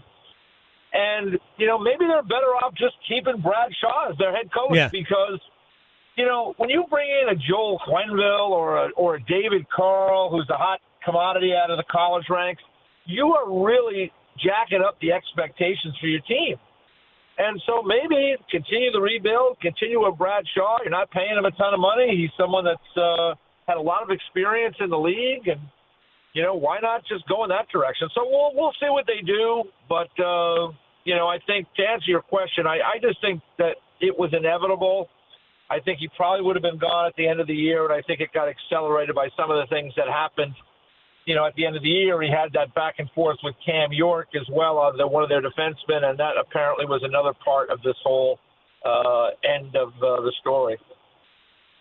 EJ Hradek, NHL Network, is joining us here. First shift, NHL Network starts at 4. He does the games on the weekend as well at EJ Hradek _NHL on Twitter. I get a lot of questions asking. Carolina's got $35 million basically to spend on the salary cap next year. That's 2 years before it really tops out when we go to almost $115 million as a salary cap. Not even sure where they're going to spend all this money. But so people have asked me, who can Carolina go after? It's not a great free agent class. The top free agents would have been Leon Draisaitl and Mikko Rantanen. Draisaitl signed last year. We all know what happened with Rantanen. Sam Bennett's going to be a free agent. I know Mitch Marner is a free agent, but do you see Mitch Marner leaving Toronto? I don't, but I think there will be teams if he gets to July 1st. I mean, the good news for the Marner camp is there will be teams that will, up the price for Mitch Marner and make significant offers. And now if he goes to July 1st, as you guys well know, there's difference between a 7-year deal and an 8-year deal. So that changes the dynamic of things for him. But if he gets to the 1st of July, there will be teams that are interested. They will jack up the price, and that will force the Toronto Maple Leafs to make a real hard decision. I think, a lot will be determined by, how things go for the Leafs in the coming playoffs, right? I mean, we know the story. they have, I guess, underachieved with the star power that they have up front. I would still argue that they're a team that's not. I think they're more of a contender now with the group they have than they've been in the past couple of years. But the bottom line is that if he performs well, there'll be a real desire to keep him and pay him. If he performs poorly in the playoffs and the team underachieves, that could change the dynamic of what's going on there. Now, he's been very clear that he loves playing in Toronto. He's the hometown guy there, and I don't see him leaving. But, Adam, strange things happen when it comes to money, right? And, we'll wait and see. He's not signed yet. I always say, until the guy's signed, he's not signed, right? So at the end of the day, we'll see how it plays out. But I think unless they somehow come to terms, between now and the end of the regular season, I'm just going to assume that we're going to wait and see how the playoffs go, and then the negotiation will start. The Maple Leafs are already paying Austin Matthews more than $13 million. They're paying William Nylander $11.5 million. They probably can't keep both Marner and John Tavares. Tavares is probably not going to command the $11 million he commanded. It'll be significantly below that, but still probably not going to keep both because you've got a whole bunch of other positions to deal with. I think Michael Nyes is going to get paid in this offseason. Yep. Would Mitch Marner fit as a Hurricane? Well, Adam, I would think that's a better question for you to answer because you watch the Hurricanes on a day-to-day basis. I mean, I think he's a really talented player. I think that, he's someone, that can play in excess of 20 minutes a night, and he does a lot of different things. I mean, I think with really good players, you could find place, they should be able to fit in your group. So I guess the answer I would have from afar is yes. But, you might have a different take on it because you've watched Roddy's teams and we had all that discussion about Mikko Rantanen. I mean, was he really a fit? I mean, at the end of the day, Mikko Rantanen's a really good player. If he was really willing to stay and play there, I think that would have changed the dynamic of things. But, it was pretty clear that, in the end, he wanted to do something else. And when you're not, when you don't want to be somewhere, it's just not going to work out. Correct. I'm not sure that Rantanen fit Carolina's preferred play style. I think Marner is closer to it because I think Marner is an excellent defensive player who has obviously a super high level of offensive skill to his game, and he's super fast. I lean towards I think Marner would fit, and I know that Tom Dundon, he's got it. People are going to have to get paid, and Carolina's going to have about $35 million under the cap, and probably only 6, maybe 7 players to spend it on. So and they're not going to spend $6-7 million on 6 different players. That's not the way I think they'll go after a top forward. It might be a trade. It doesn't have to be a free agent. But I also think that they will go after maybe a more established defenseman to pair with Jacob Slavin on a top line. Probably 2 rookies in the lineup next year. EJ Hradek is joining us here on the Adam Gold Show. Real quick, the wild card 2. I think Ottawa is an absolute mortal lock to make the playoffs as wild card 1. I don't envy the Atlantic Division side of this bracket. That is going to be an absolute free-for-all, and I think Ottawa is good if the goaltending holds up. But how do you handicap wild card 2 with Montreal? It just seems like the Rangers can't lose enough to not be right in the mix. Tied with Montreal, Montreal's got 1 game in hand, but Columbus has 2 games in hand. They're only 2 points back. They have gone kind of on the skids lately. Detroit and the Islanders are still there. How do you handicap that? Boy, Adam, I mean, you ask tough questions. Thanks. Because, I mean, this has been – I mean, I'll look at it the positive way. I mean, 2 of these teams are hot. The Canadians and the Rangers have each won in a row, right? They're hot. And, the Canadians would be happy just to play the Florida Panthers every game, I guess. Because, like I said, they've won 3 of the games. They play them tomorrow. It's hard to say. I mean, the Rangers have played more games than the other teams. Columbus has 2 games in hand, actually, on the Rangers. The Columbus Blue Jackets and the Islanders finished the season against one another in Columbus. The Rangers finished the season at home against Tampa. They come down and visit you guys. They're at Florida. They've got a really important game with the Islanders, who they have beaten, I think, 3 times this year. It's really hard to say. I mean, I think, Montreal has had such a weird year. I mean, they started off poorly. Then they went on a really good stretch where they played very, very well. Then they went in another downturn. I think they were like 8-1 or something of that nature. Then they got hot again after the Four Nations. And, it's just been up and down. But I'll tell you, it's just really hard for me to say. I just think there's 8, 9, 10 games left for all these teams. If any of them could win 5 out of their last 8, 9, 10 games, they're going to be in, unless something changes, because all these teams, I mean, the Red Wings have just a brutal schedule, and they should be long out of it with that schedule in here, and they haven't played well. At least they have an excuse. They've had hard games. I mean, think of their finish. They go to St. Louis tomorrow. St. Louis is one of the hottest team. They are the hottest team in the league right now. Then they play you guys. Then they got Florida, at Montreal, at Florida, at Tampa, Dallas, at New Jersey, at Toronto. I mean, I don't see any easy games for the Red Wings, so I'm going to say they're not going to make it. The Islanders, you can count them out at your peril, because as soon as you think they're done, they come back again. I don't know why they didn't just play Sorokin yesterday. I know they've had a tough schedule, but I would have just played Sorokin in that game. Columbus has 10 games left, so they have opportunity. They've got 2 with Ottawa. And as you said, I think you're right. Ottawa is a good team, and I think Ullmark is playing well. And, look at the scenarios in the Atlantic, because obviously it's a battle for the top spot. Now, Toronto has created a little space.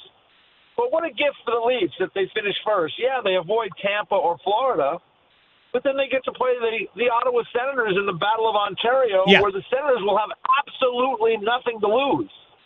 Yeah, I'll bet. To your point, they're a good team. Yeah, I'll bet the Senators tomorrow. If you tell me that's the matchup, I think I would want no part of that team in an opening round series. No part of them. No, none. Because, like you said, Ullmark is, he's a good goalie, and he's had some struggles in the playoffs, but he seems healthy and playing well right now. The best part for the Ottawa Senators, like I said, is they have absolutely nothing to lose in a playoff series. They're just going to go play and just be loose, and so they can play physical, and they've got some really talented players on that roster. And I really love what Steve Stajos did at the deadline. I mean, to add the players he was able to add, I think fit right in with how you want to play in the playoffs. So, I mean, that's going to be no joy right there. It's just really. When people ask about winning the Stanley Cup this year, I say, listen, the Washington Capitals are in a good spot. Now, your team in Carolina could be in a good spot, too, if you can beat Washington. I think you'll beat New Jersey, and I think Washington will win in the first round. But whoever wins that series, if it plays out that way, goes to the Eastern Conference Final. Right. So, I mean, it's a much better path on paper than you have in the Atlantic, which could be just a nightmare. Yeah, it could be. And the way it also looks is that, Carolina is a comfortable second place right now. Carolina could end up with home ice advantage over whoever wins comes out of that side of the bracket, because those teams are kind of just sort of treading water. We got, Toronto, Tampa, and Florida all 92, 91 points. Carolina's at 94. All right, Carolina's kind of just in a little bit in third gear. They haven't even gotten. They had played I think they have played very well. Even the loss to Nashville, Carolina was excellent in the game and just didn't get good goaltending from Pyotr Kochetkov. Final thing for EJ Hradek. Dallas the best team? I don't think so. I mean, Dallas. I mean, they got to get Heiskanen back. Yeah. And I like their team. I got to see them early in the year. obviously before they ended up with Rantanen and made some of the other moves. I still think, and Robertson is playing great now. He came off surgery in the offseason. He didn't play well at the start, but he's on fire right now. Johnston is playing good. I mean, I think this team is going to win a Stanley Cup at some point in the next several years because they're just loaded with good players and a lot of young players. But I'm going to have to see it. They're going to have to, they're going to have a nightmare first-round matchup, and they may be without Heiskanen for that matchup against Colorado. So, that's a really hard ask. Then they get the winner of maybe Winnipeg, St. Louis. I mean, St. Louis could be a wild card. They're kind of like Ottawa. They in are. The West. So, I mean, I just think I think the pass in the Pacific is probably easier, just like the pass in the Metro is easier. Yeah. I think Vegas, I don't know where Hurdle is at. I know he got hurt. I got to get an update on that. But Vegas, I've always liked Vegas because I like the structure of their team. And, we'll see. I mean, Edmonton's got some challenges. I don't think their roster is as good as it was last year. LA has played really well, particularly at home. But, I don't know if I'm a believer when it comes to those really top teams against LA. So, I mean, I like Vegas, but Dallas is there. I mean, if Dallas can beat Colorado, the door is open for them. But that's a tough task when you're missing your number one defenseman. I don't care how you play in the regular season. In a 7-game series, you need Miro Heiskanen. I mean, that would be like Colorado without Makar, so that would be a challenge. Yeah, Hurricanes without Jacob Slavin, which, frankly, I don't even want to think about that. Don't even think about it. Nope, can't do it. He has been Carolina. One more time for Freddie Anderson. Is it one more go-round? Yeah, it's trending that way. Piotr hadn't played well the last 3 games, so I think if you poured truth serum down the throat of Rod Brindamore right now and asked him who would start Game 1, I think he'd say Freddie. I think they would want it to be Piotr, but he's got to earn that again, and the last 3 games have been no good. And Freddie has played very well, and they are definitely managing. They're managing him right now, so he's not going to play 2 in a row the rest of the way. And I bet because it would go with him going the last game.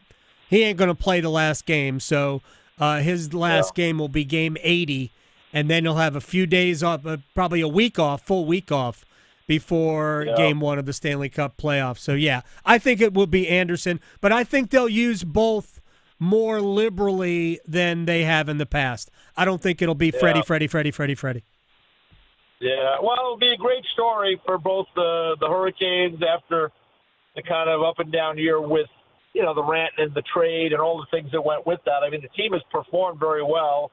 They're going to be over 100 points again. Yeah. And, Freddie's a good guy. I mean, I've had him on our show, and I root for all these guys. I want them to do well, but we have to tell the fans what we see. And, last year it was a real struggle for him. Hopefully, he'll be fit, and it'd be a great story to see, him and the Canes have a really good run this year and maybe get all the way to the end. Yeah, I think he ran out of gas last year, so I think that's up to Rod and everybody else to just manage him. And even if you have to, even if Kochetkov isn't playing well, you got to get him in there. EJ Hradek, NHL Network, NHL Tonight, first shift ESPN. Used to be. First shift on NHL Network. It's old school. I thank you very much, Sarah. I'll talk to you soon.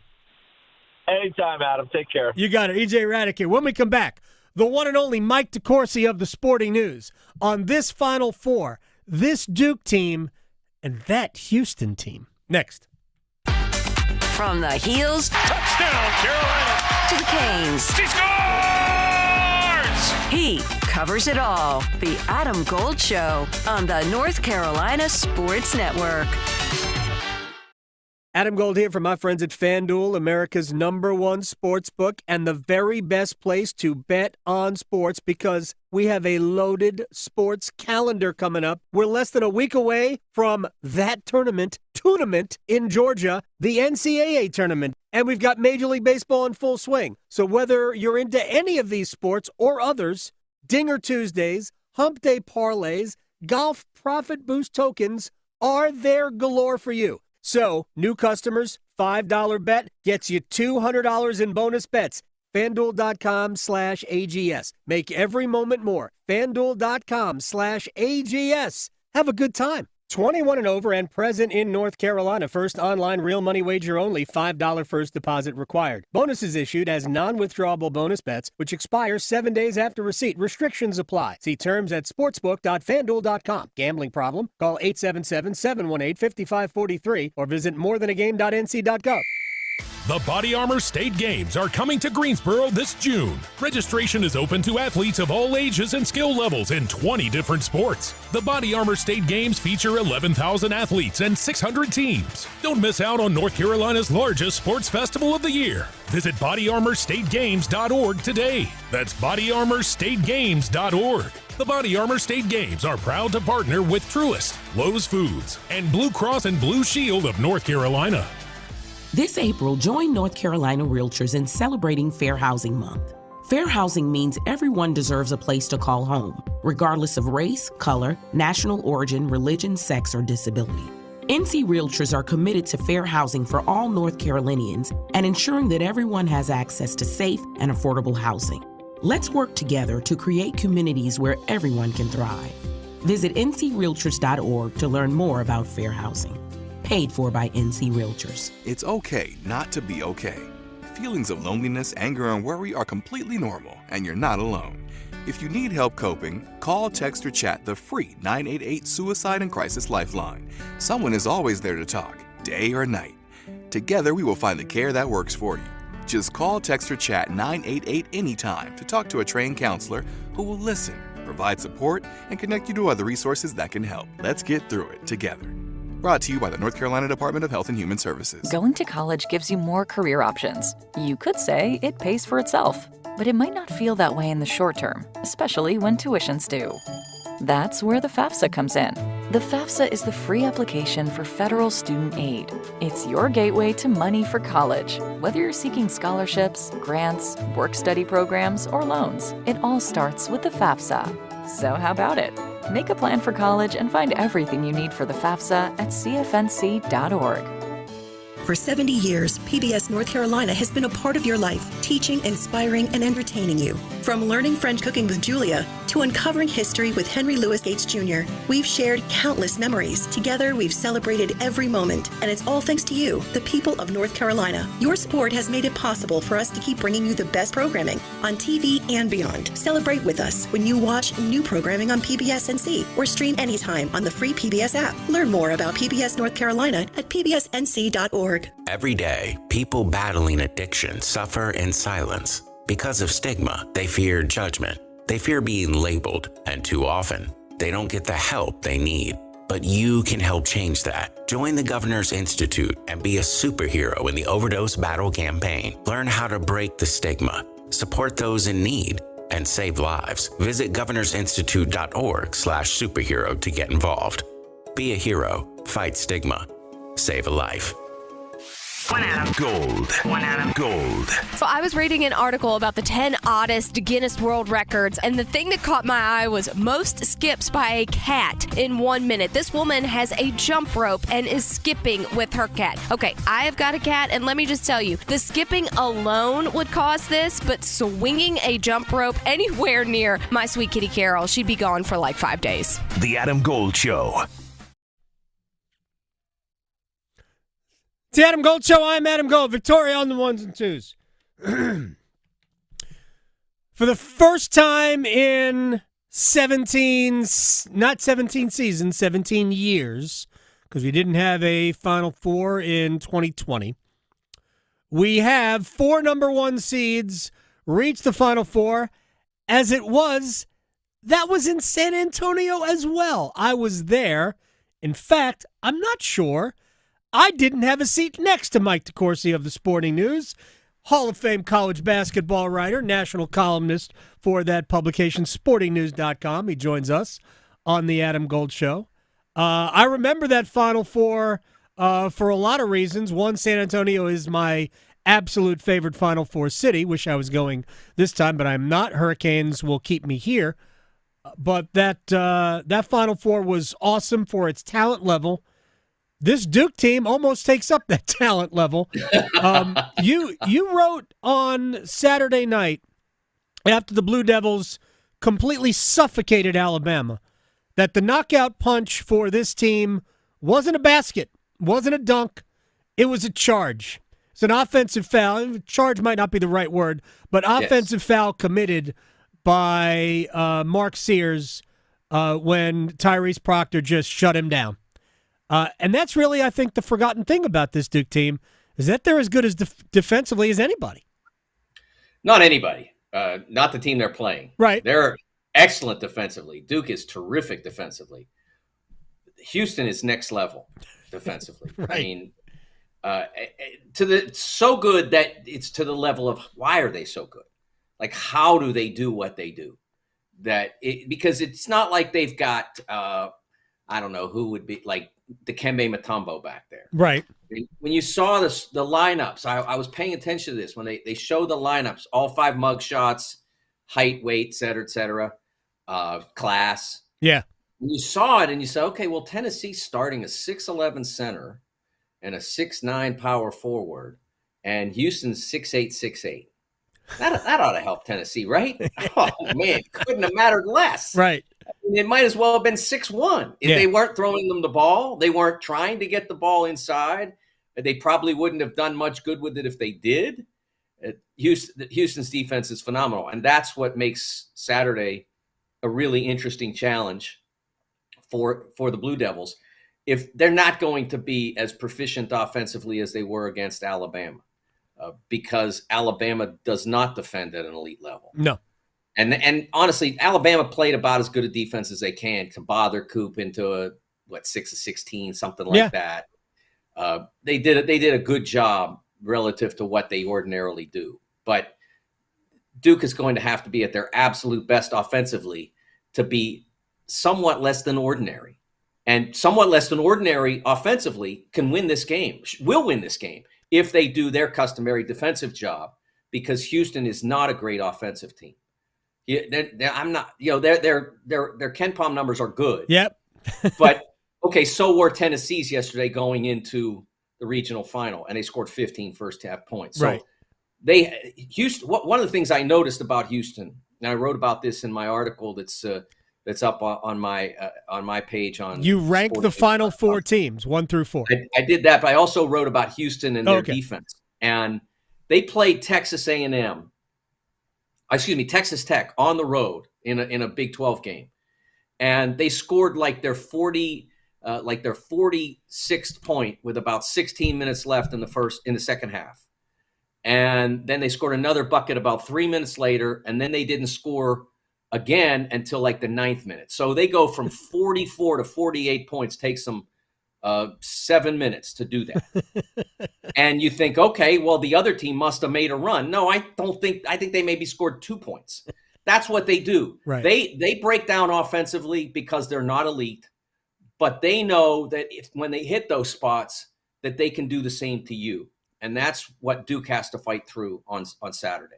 Mike DeCourcy of the Sporting News is joining us here on the Adam Gold Show at TSN. Mike, when I look at this Duke team, and it's funny, Cooper Flagg had I had texted you that I thought Duke played a B- offensive game and an A+ defensive game. And I don't know that Duke played a B- offensive game. They were good offensively. It just was Cooper wasn't good. And this is where I think Duke has an advantage over every other team, even at this Final Four, is that they've got options on top of options on top of options. So if they can't facilitate through Flagg, they can facilitate through Con Knipple. They can facilitate through Tyrese Proctor. They've got spot-up shooting everywhere. That there are just more ways for them to beat you, and they can also, like if Houston is offensively challenged, and I agree, they can also shut you down. So they might not need to get more than 70 points to win this game. Yeah, that's exactly what I was saying, is that I don't think Duke has to beat Duke offensively to win this game, but they have to beat Duke defensively. They have to make Houston's typically difficult time scoring the basketball as difficult or more difficult than it usually is. And if they do that, I think that their offense will generate, and they'll find a way to generate enough points to make it work, whatever that might be. I think you saw Tennessee did not shoot the basketball well at all from 3-point range. Part of that was because they didn't do a good enough job clearing space for themselves to get open looks. And so when they did get what looked like open shots, they were thinking they weren't. I did that when I was covering Huggins and Kenyon Martin days. Every team would come in and say, well, we just missed shots. Well, no, you didn't just miss shots. You were so worried about that dude coming over to block your shot that you rushed your shot and you missed it. Like, I can't tell you how many coaches used to come in and say, we had open shots, we just missed. Well, yeah, every single guy said that because you didn't think you were open. You were thinking about who was coming to guard you. And that's what happens with Houston. So you have to create those openings through some penetration. They got to get the ball deep some. Tennessee was not able to do that at all. The advantage that Duke has over Tennessee, Zakai Ziegler gets deep. The Houston guys are looking around. This guy's 5'10", 5'11", whatever. Like, we're not worried about that. We'll take that down. Sion is bigger, stronger. If he gets deep, he's got more options. Yep. So and he's got more kick out options as well. If Lanier or Gainey is not on the open side, then they don't have really anybody to kick it out to. Duke can put Knipple there, Proctor there, Evans there. And so they have to worry about a lot of different guys. And they could put Coop there as well. So they have so many guys. They should be able to make this work. That's why I'm picked them at the beginning of the tournament, because the wealth of talent they have is exceptional. And the wealth and all of those players have great competitive toughness. Like, there's not a guy out there who's not made big shots in this tournament that's on their team, that's in their rotation. Everyone has taken his turn making some big shots. Yeah, against Arizona, Sion James and Mason Gillis both hit big corner threes during Arizona's run. Flag obviously hit tons of big shots in that game. But it just speaks to, Tyrese Proctor didn't have his fastball offensively in the game against Arizona. It didn't matter. Like, Duke still won by whatever the final score was, 22 or something. And I thought Alabama played a good game for the most part against Duke. And that ended up being a 20-point game. Yeah, Duke's defense, that was the lowest efficiency for Alabama. I think they might have had one lower efficient game all year. But, and it was Duke's fifth best defensive game because they were better defensively against Seattle and Wofford. Although one of the games that was better was the game at Arizona, when Arizona was still kind of going through some early season things. I think if Duke loses this game, it's because Houston bullied them on the offensive glass. Arizona was good at on the offensive boards, especially early in the game against Duke on Thursday night. I think that's where Duke can be had, even though they have been really good on the defensive boards. To me, that's the matchup that Houston can exploit. That's where Malik Brown might make a difference. If he can play, because playing Malik in this game, you give up the size advantage that you have, but you don't give up. You don't get overmatched size wise if you play Malik against Houston, because they are not a tall team.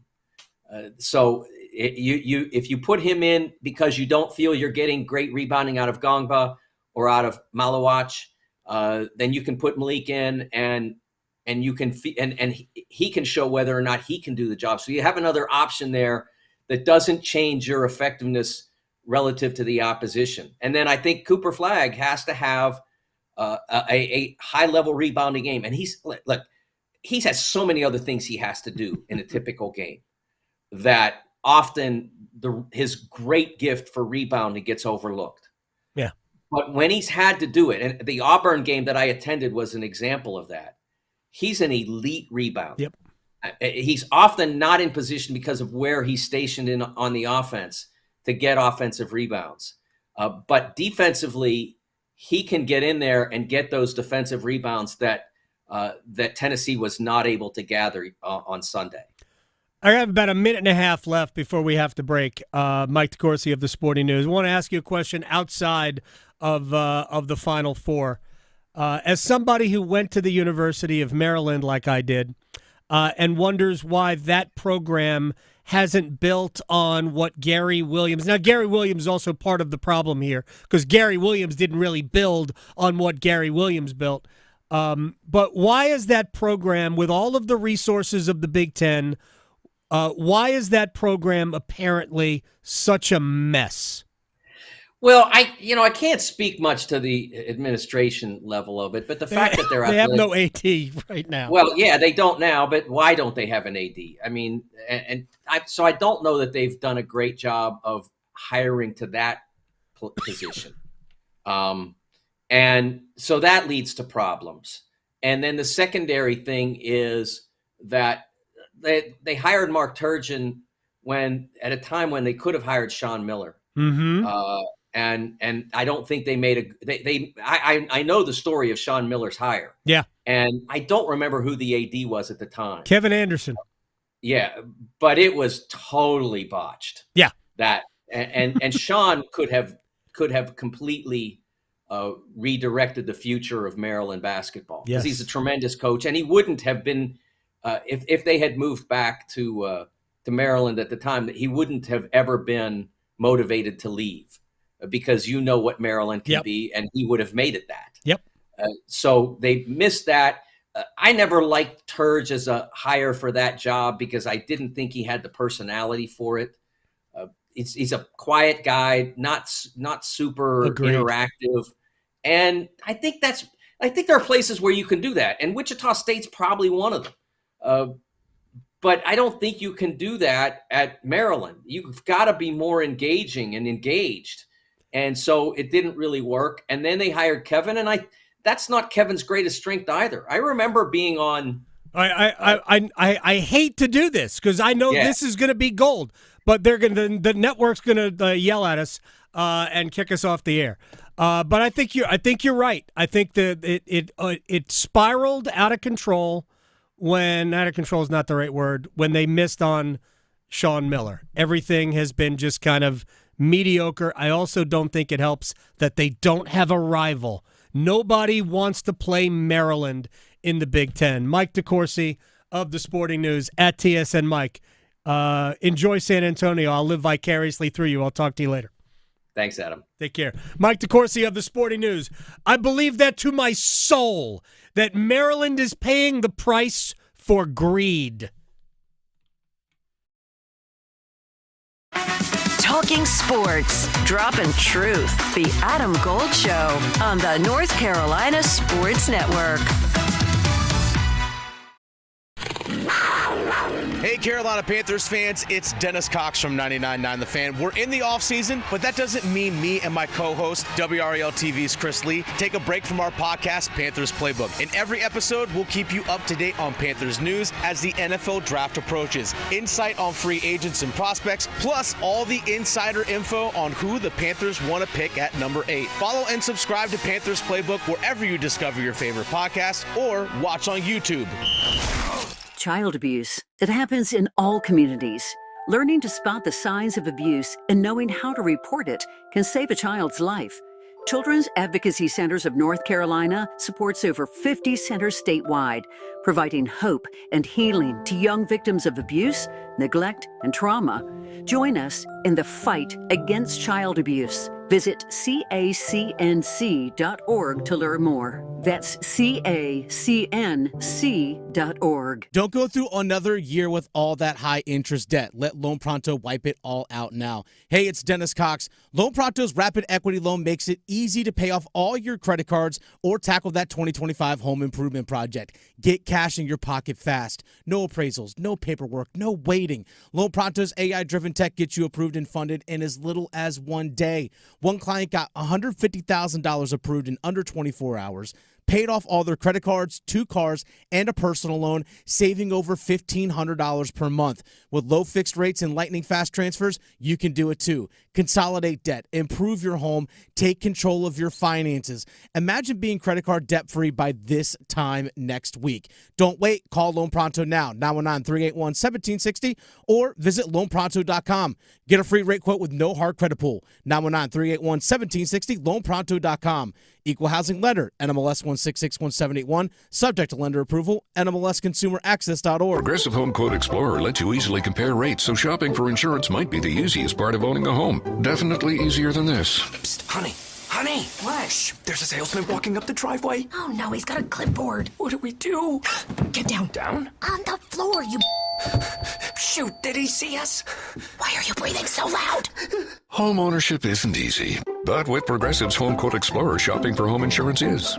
Progressive Casualty Insurance Company affiliates and third-party insurers. Comparison rates not available in all states or situations. Prices vary based on how you buy. Hey, you! Yeah, you! Now's the perfect time to get even stronger at Planet Fitness. Save $28 or more when you join today for just $1 down and get free fitness training. Learn how to mix up your routine with our best-in-class equipment or create a customized workout plan that works for you. Don't wait. Save $28 or more today when you join Planet Fitness for just $1 down, $15 a month, cancel anytime. Deal ends April 11th. Proud partner of the Carolina Hurricanes.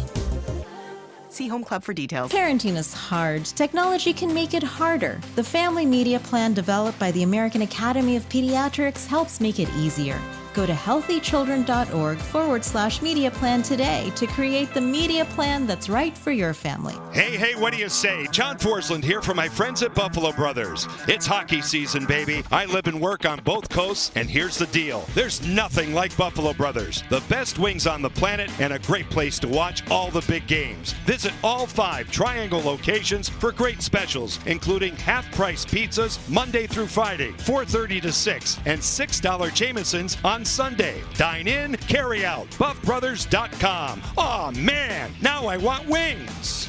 I'm attorney Brian Ritchie. Workers' comp can be tricky, but my law firm will be on top of all the complicated paperwork and sneaky deadlines so that all of your I's are dotted and T's are crossed. If you've been hurt on the job, I'm on top of it. Contact us at ritchielaw.com. WCMC HD1 Holly Springs. Take us with you on the radio, Instagram, TikTok, Alexa, and YouTube. 99.9 The Fan, the Triangle Sports Leader. You're listening to The Adam Gold Show on the North Carolina Sports Network. Uzan ready. Looking. Uzan holds it in his hip. Fires it left side. Bounce back to Uzan to the rim. He lays it in.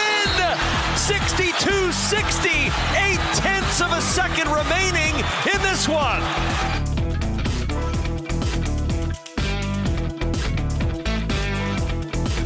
By the way, we haven't mentioned the women's tournament at all. No Caitlin Clark. Nobody cares. Kidding. Just kidding. Television ratings, I brought this up last week, basically across the board have been taking last year out because last year is an outlier. It's sort of like comparing golf ratings to when Tiger Woods was at his peak, or even college basketball ratings in the time of Zion Williamson. Mm-hmm. Excluding last year, these are the highest television ratings ever for the women's basketball tournament. It's been great. Duke, man, they gave South Carolina a go. Yeah. Actually had a lead in the fourth quarter, scored just 8 points. South Carolina's still amazing. Connecticut and Southern Cal will play in we have TCU in Texas, Connecticut and USC in the 2 regional final games tonight. Of course, Gino Auriemma was complaining about the fact that there aren't 4 separate regions. We have 2 super regions, and I get it. At some point, we should treat the women's tournament exactly like the men's. Otherwise, like, I think is it Division II basketball? They don't have a Final Four. They just bring the top 8 teams together in one site. Which, okay, that's fine. Division II basketball, you want to do that, it's okay. But at this level, especially with the number, with as many people that are watching, the fact that it's becoming a revenue sport now, women's basketball. They're paying out units as they do in the men's tournament. Maybe we treat it the same. Like, no joke, maybe we just treat it the same.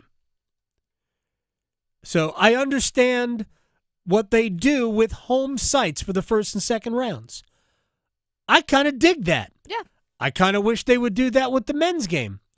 But, I also understand how much fun it is. Look, I used to love it when half of the East Regional would all go to the same spot. I covered, whether it's in Greensboro or in Winston-Salem or in Raleigh, or when I was in, living up in Washington, D.C., or at then the MCI Center or Cole Fieldhouse.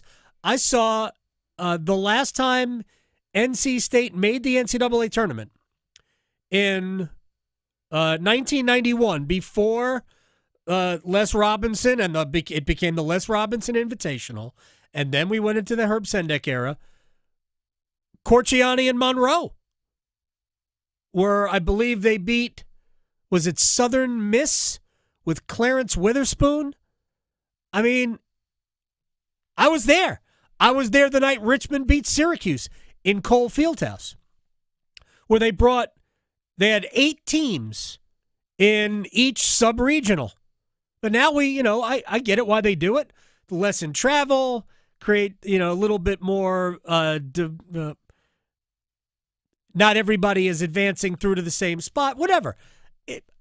They certainly haven't made it worse, but I kind of dug that back in the day. But they should probably, and I'll tell you this, in terms of attendance, and I don't know that this is the case for certain or not, if they kept it to places that they know draw for women's basketball. And we're still not quite where we are with the men's game in terms of attendance, but it's obviously getting better.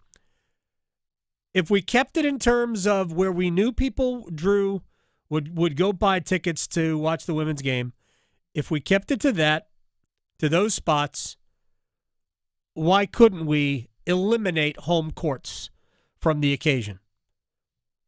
There's a lot to be said for knowing that you're going to get the best teams in the second week. I get it. But we're getting closer to it being treated exactly the same.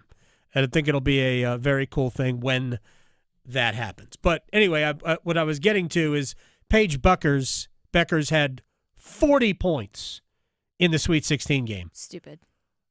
It's insane. Box office. Yeah. Got to watch her play. Yeah.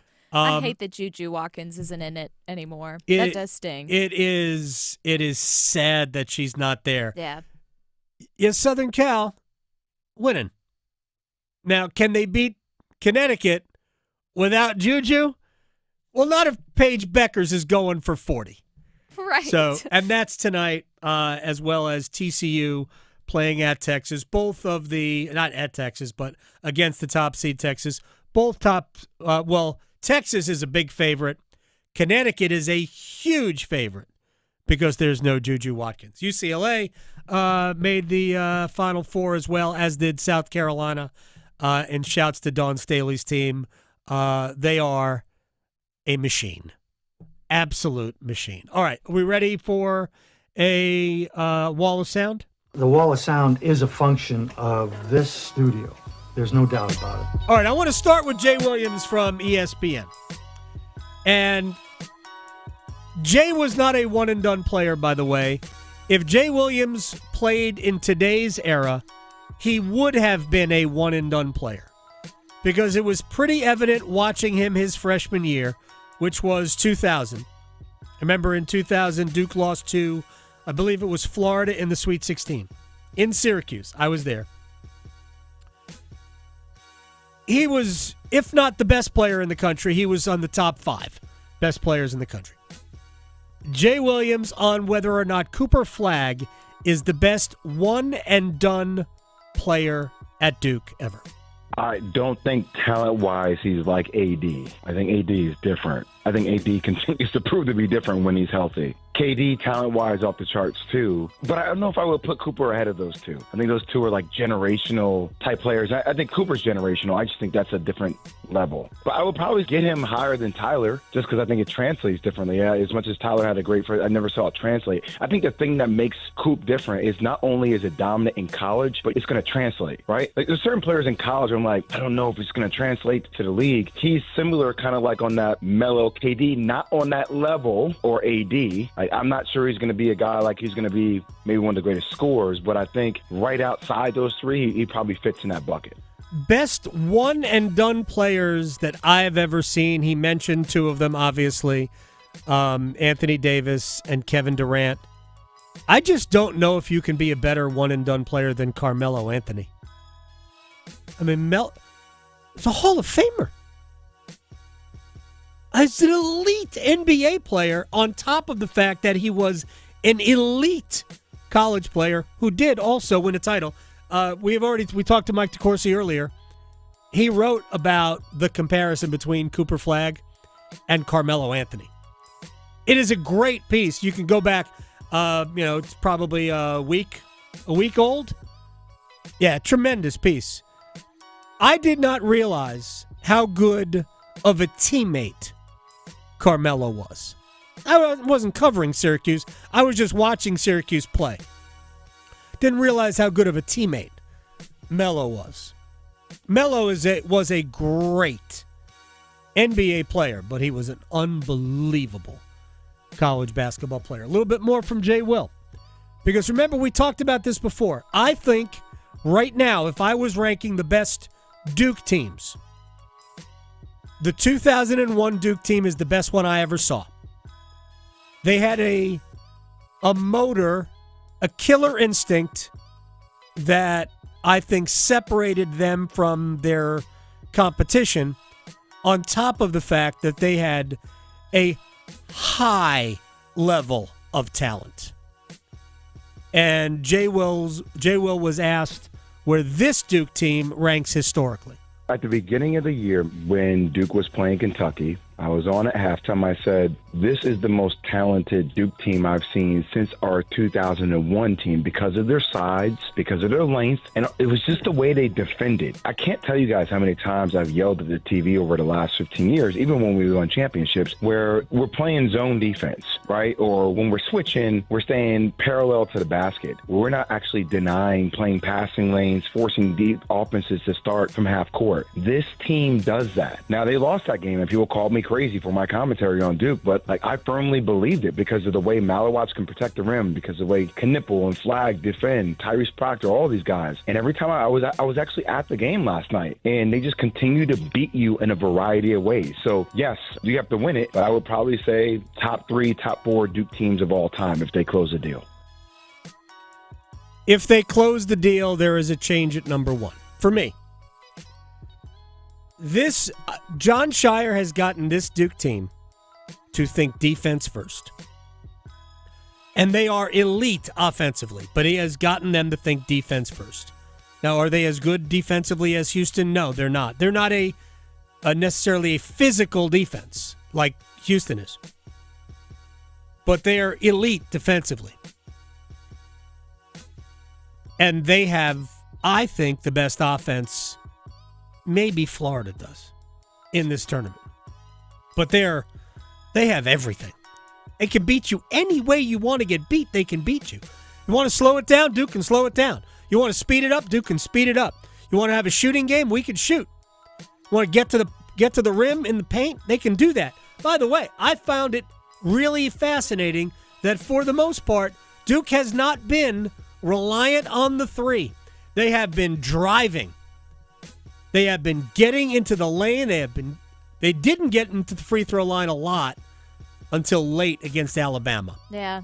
But that was just circumstance. But they did not shy away from driving the ball inside. They're tag teaming really well. My gosh, they're so good. But I think they're better than the 2001 team. But they got to win it to prove it. Because when you're parsing these historically great things, the tiebreaker is always going to be, did you win? Because I'm not sure that the 99 Duke team, the one before Jay Williams, wasn't every bit as good, maybe better. I'm not sure that the, 2002, which also had Jay Williams, that team could have been, you have to win it to put your name on it. I'll bet you that there are Tar Heel fans that will tell you. I could have years wrong here. Man, that 84 Tar Heel team, Kenny Smith, blah, blah, I think I got that right. Yeah, that was the best team. By the way, that Jordan guy was still there. So, you got to win it to be on that list. So this Duke team, it'll be on the list of the best teams to never win a title or to not win a title if they don't win it. But if you want to be on the list of the all-time teams, you got to cut those nets down. I think they will. I think they have everything. And I think they're the maturity of the freshmen, but also the maturity of Sion James and Mason Gillis and Malik Brown and Tyrese Proctor have really, really helped. What a team. They are phenomenal. All right, we're going to step aside. We are going to do a mailbag. We've got plenty of questions, but if you want to throw more in, I will promise you this. If your question is not about the Hurricanes, because I would say that 60% of the questions are about the Hurricanes, maybe more. If your question is not about the Hurricanes, it is almost certainly going to get used. I promise you. Tons of questions about the Canes. All right, so we'll do this on Twitter. More people are on Twitter than Blue Sky. I want more people to use Blue Sky, but I'm not getting as much. There's not as much traffic on there yet, but there's still plenty. But at A Gold Fan, or if you want to send it to Victoria, at V_2_the_Victoria. Yeah. Right? Did I get it right? It's V to the Victoria with some underscores in there. In there. Yeah. Yeah. Just type Sprinkled it in. It'll show up. All of that next. From the heels Touchdown, Carolina. to the Canes. She scores! He covers it all. The Adam Gold Show on the North Carolina Sports Network. We're in the middle of the madness. It came to Maluach to throw it down. From the First Four to the national championship. Good night. Cooper Flag takes the lead to 18. All the hoops action will be heard here. For the Blue Devils, the Final Four is calling yet again. The road to San Antonio is driven by Bailey's Fine Jewelry, Fairway Green, and First Horizon Bank. 99.9 The Fan, the Triangle Sports Leader. Adam Gold here from my friend Gordon Miller. Miller Lending, Kildare Farm Road in Cary. And a lot of times when people tell you about products or businesses, they're not really clients. I am an 11-time customer of Miller Lending. You know what I have never done with Miller Lending? I have never paid a dime in closing cost. If you were an 11-time customer of another mortgage lender, even if they told you you hadn't paid closing cost, chances are they just rolled those costs into the life of the loan. So you financed closing costs, which is even dumber than paying them. Miller Lending, we will never ask you for closing costs. Always want you to have the best rate you can get and the freedom to refinance free of charge when the rates come down. Last time I refinanced, saved over $300 a month. Miller Lending, home of the original no closing cost mortgage on Kildare Farm Road in Cary, an equal housing lender, NMLS ID 250-2146. Progressive knows when you're in your RV, you're already on vacation. That's when you become Vacation You, who just camped where there's absolutely no shade. Even though regular you burns easily. In fact, Vacation You burns too, but is too stubborn to admit it, which is why regular you gets in trouble at the dermatologist, because Vacation You doesn't do doctors. So bundle your RV with your home or auto policy and earn an automatic discount from Progressive. And spend the savings on the both of you. Progressive Casualty Insurance Company affiliates and other insurers. Not available in all states or situations. If Heineken Silver was a 60-second radio ad, it'd tell you all the stuff you need to know in only 30 seconds to keep things light and refreshing. Seriously, time me. Heineken Silver, a world-class light beer that's surprisingly crisp and refreshing. Made with only premium quality ingredients and just 2.9 grams of carbs and 95 calories. All without compromising on taste. Heineken Silver. Order now at Heineken.com/silver. Must be 21 and older to purchase. Enjoy Heineken responsibly. Whew. 30 seconds. That's it. Done. Peace. Prescriptions require an online consultation with a healthcare provider who will determine if appropriate. Restrictions apply. See website for details and important safety information. Price varies based on product and subscription plan. Hey guys, let's talk ED because millions of men experience it. But not everyone can access or afford treatments like Viagra. Hims can help. Through Hims.com, you can access a full range of treatment options for ED through a 100% online process. To start your free online visit and save up to 95%, go to hims.com/joy. HIMS.com/JOY. Injured in a motorcycle accident? Call 1-800-LAW-TIGERS before you call your insurance company. The insurance company wants to pay you the least amount possible. Law Tigers are riders too, so we understand what your bike and gear are worth and what you're going through after an accident. Your case evaluation is always free, and we don't get paid until your case settles. Call 1-800-LAW-TIGERS, North Carolina's motorcycle lawyers. Law Tigers is a network of independent law firms who are members of the American Association of Motorcycle Injury Lawyers. Law Tigers is not a law firm. No two people learn the exact same way. So how did Babbel become the award-winning language learning app? We thought of you, all of you. Take Sierra. As a visual learner, she uses Babbel's wordplay videos. Today I'll share a quick lesson on shopping in French. Merci beaucoup. Keith is a be in the room with real people kind of learner, so he loves the live online classes with our language experts. Okay, class. Vos está pronto. Estamos prontos. However you learn, Babbel makes it easy. Try Babbel for free at babbel.com. BABBEL.com. Gold. Gold. Some of the best trades ever made are the ones you don't make. Again, I'm sure that there are tons of stories like that. Kind of like a relationship. Sometimes the best ones are the ones that you didn't go out with. Like that person that you tried to, and then you see them 10 years later and you're like, ooh, dodged a bullet. So you sound like you've been there. Maybe. Yeah. Yeah. The Adam Gold Show.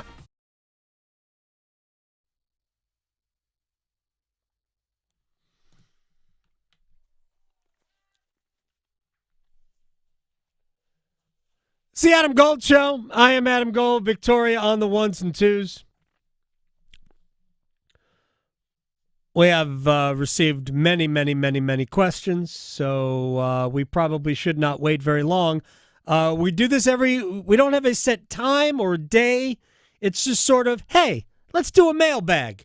So we're doing a mailbag. And here we go. You've got mail. So I'm going to try to sprinkle the non-Hurricanes questions in. As you might expect, look, the Canes are good. 7 years in a row now, going to make the playoffs. Magic number is 1, by the way, to clinch playoff spot. 1. So because the Hurricanes will have the tiebreak over everybody that they would be clinching over, because the first tiebreak is regulation wins. The Hurricanes have 40 regulation wins. You know that's the fourth best total in the entire league. It's amazing. Nice. Washington's got 40 regulation wins. Yeah, they do. Seriously. Yeah. What Washington has done better is that they have almost won more than the Hurricanes. That's the real difference, believe it or not. Anyway, and by that will be one of the questions. So the Hurricanes are very good. So let's see how many of these. I've got one that's not a Canes one. Not a Hurricanes question. Yeah. All right, so why don't you start, and then we'll go through some of the ones that I've got here. Okay. Shoot anything. Okay, so this one came from Levi, and this was earlier today. So he asks, if you were the Panthers, would you consider trading up for Abdul Carter if you thought he was a game changer, future Hall of Famer? We have a lot of draft capital this year. No, that much draft capital. No, because you're going to have to trade up to probably number 2 to get Abdul Carter. Yeah. So if you are a rebuilding team, you should never do the following. Trade up.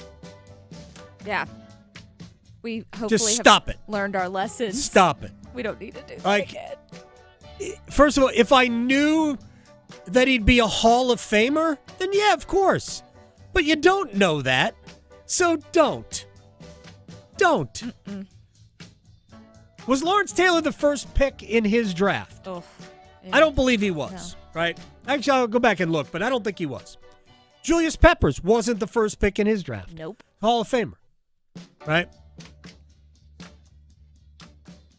Nobody knew. If we all knew, oh, that guy's going to be a Hall of Famer, everybody would have taken first pick. Anyway. That's the hard part about drafting. The draft is an absolute roll of the dice. Mm-hmm. Okay, I'm glad we started off with something not about the Hurricanes. So let's start with the Hurricanes. So many questions about Andrei Svechnikov. Nick asked a question about Andrei Svechnikov. Is Svech given too much rope by the head coach? Katie, if or when Rod moves Andre to the top line for the playoffs, who would come off of it, Jarvis or Blake? So, and there were other questions about Svechnikov, and I talked about him on the podcast last night. There's actually a little clip that's going to be pushed out regarding my thoughts on Andre, not only last night, but this entire year. He's been hurt lately, so last night was just his second game back. There's an assumption that Andre is going to be automatically gifted a spot on the top line. And he was elevated after his first game against Montreal to play with Jack Roslovic and Taylor Hall on the second line. Because Jordan Staal didn't play last night, Jesperi Kotkaniemi played with Martinook and Stankoven. By the way, that didn't go well. I didn't like Kotkaniemi's game last night at all. And Kotkaniemi has played pretty well. Well, that line has performed well with Hall and Roslovic. And Svechnikov was given that spot. By the end of the game, Svechnikov was relegated to fourth-line duty. So, even though you didn't notice it, but I did. I think the days that Andre will automatically be gifted anything are over. Because at some point, Carolina's got a lot of good players now. And it's not a given that Andre's going to get any spot. Andre's going to have to earn that time. Look at his minutes last night. They weren't great. He played like 13 minutes last night. Andre's ready to go. He's back. He's fully operational. So, I think we're done with the Andre automatically gets the top line role. He's going to have to perform and produce, and I haven't seen it. I don't think the head coach has seen it. We spent all year going, how do we get Andre going? So I think that, and there's a lot of questions about, is it over? Is he a bust? I said it last night on the podcast. I invite you to go check it out. This year, Andre isn't the Andre that the Hurricanes want or need. Has not been there at all this year. Fleeting moments. That's it.